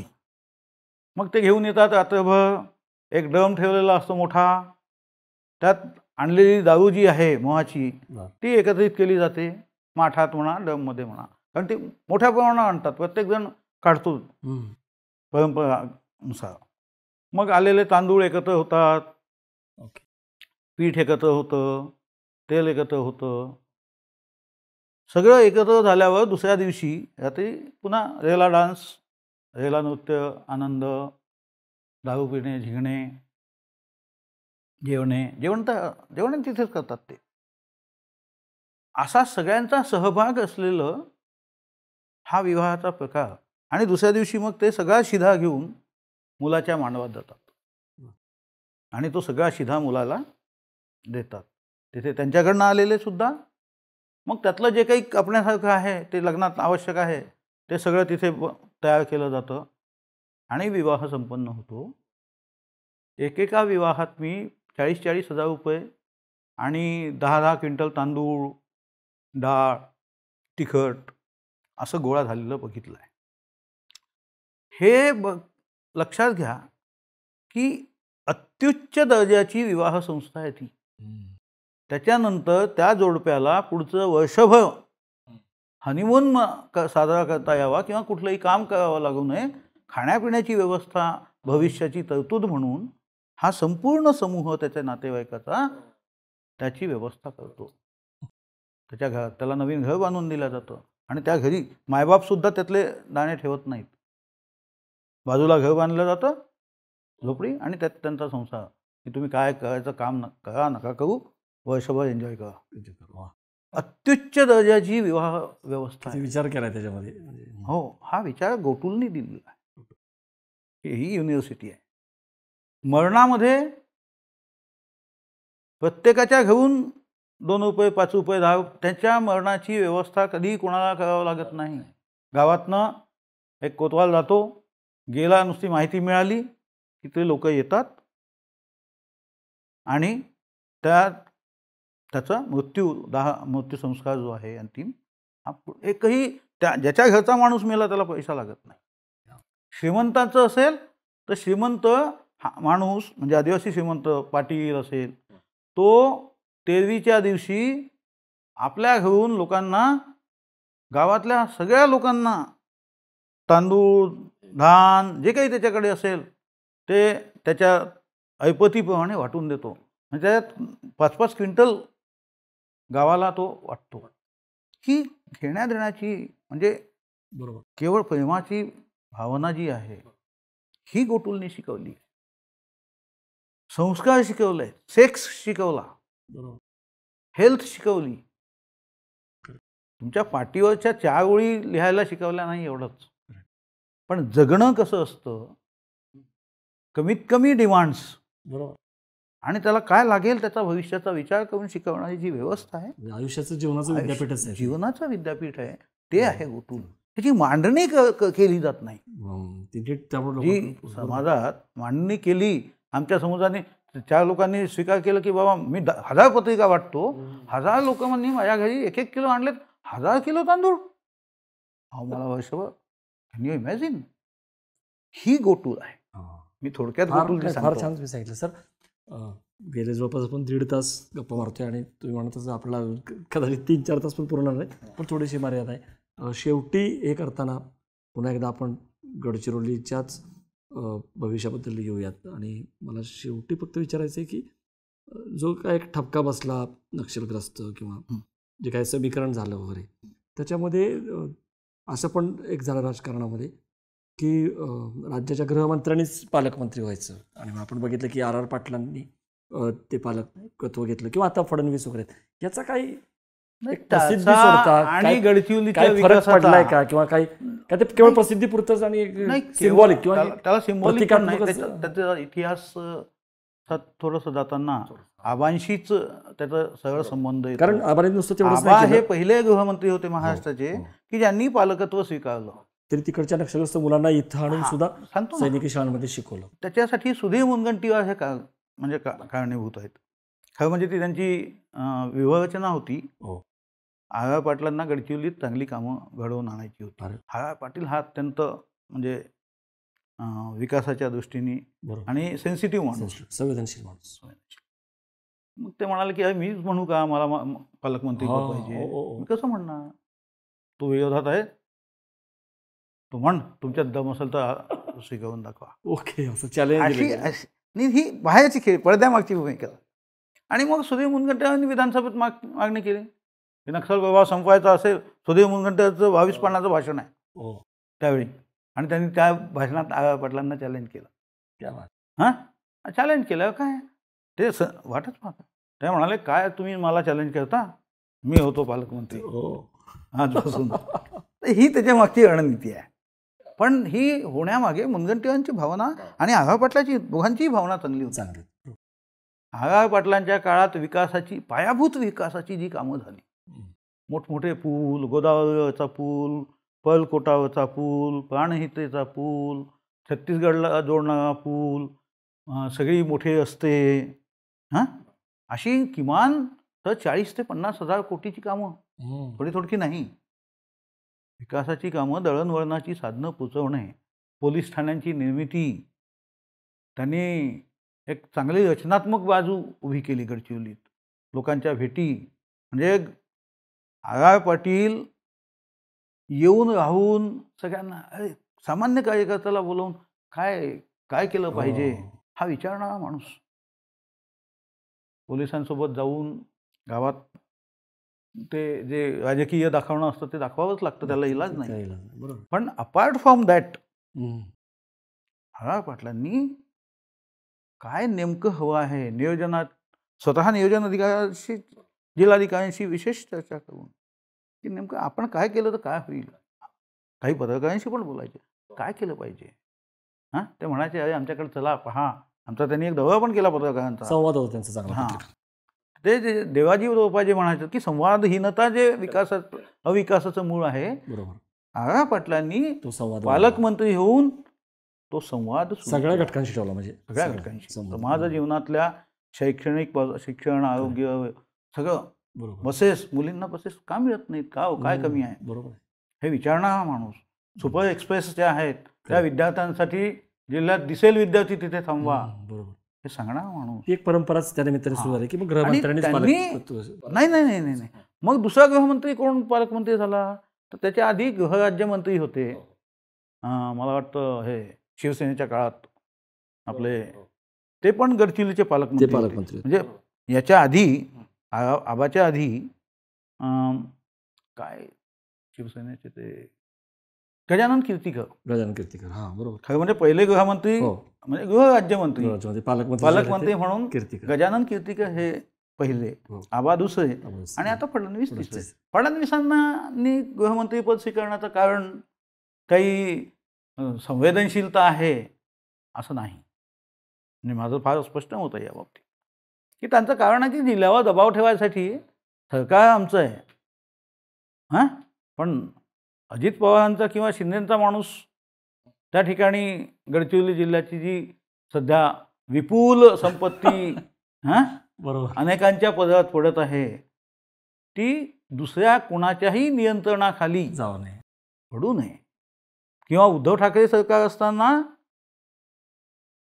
महसूल मंत्री शिंदे, एकनाथ शिंदे हो, पालकमंत्री हो, होते ना. हो, हो, हो, बरोबर. पालकमंत्री असण्याचं कारण काय होतं? कारण तेच होतं. तेच. हो. शिंदे तर वसुल्या करत होते, त्यांचा माणूस बसायचा तिथे. त्याचं. किरण पांडव नावाचा माणूस, हम्म. जो आज मुख्यमंत्र्यांचा सगळ्यात जवळचा माणूस आहे विदर्भातला, बर. तो आजही तिथं आहे. हां सुरजागड सगळं त्याच्याकडे आहे. म्हणजे सुरजागड नावाचा विषय त्यांनी पालकमंत्री म्हणून त्याच्याकडे दिला, किरण पांडवकडे दिला. पर डे वसुल्या व्हायच्या, हिशोब दे बाबा. तर हे जे झाले नंतरचे एकनाथ शिंदे किंवा फडणवीस, हे काही जिल्ह्याच्या विकासाचं धोरण घेऊन झालेलं नाही. ते आपल्या राजकारणाच्या राजकीय हितसंबंधाच्या धोरणाच्या विचाराने पालकमंत्री झाले. आणि पालकमंत्री कोणताही हो, त्याला पायाभूत विकासाची जेवढी कामं करायची आहेत ती तर करावीच लागतात. हे तर राज्याचे शकट चालवणारे नेते आहेत, त्यांना आणखी काहीतरी करावं लागेल. करावं लागेल. सर, या सगळ्या हे चर्चेचा होत नाही. बरोबर. आणि या सगळ्यांचा समसामायिक विचार आपण जर केला गडचिरोली जिल्ह्याचा, तर या जिल्ह्यामध्ये सगळं काही आहे.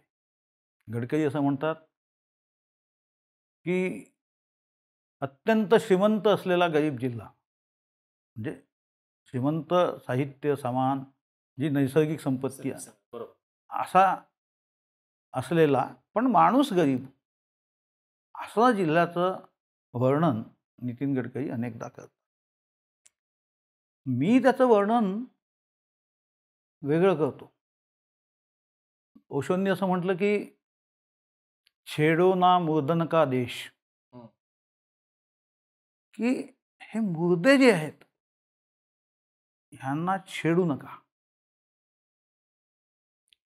आणि गडचिरोली जिल्ह्यात फार वाईट स्थिती अशीच आहे की मी मग म्हटलं होतं की कलेवर जे आहे, जिल्हा निर्मितीला आज 42 वर्ष झाली.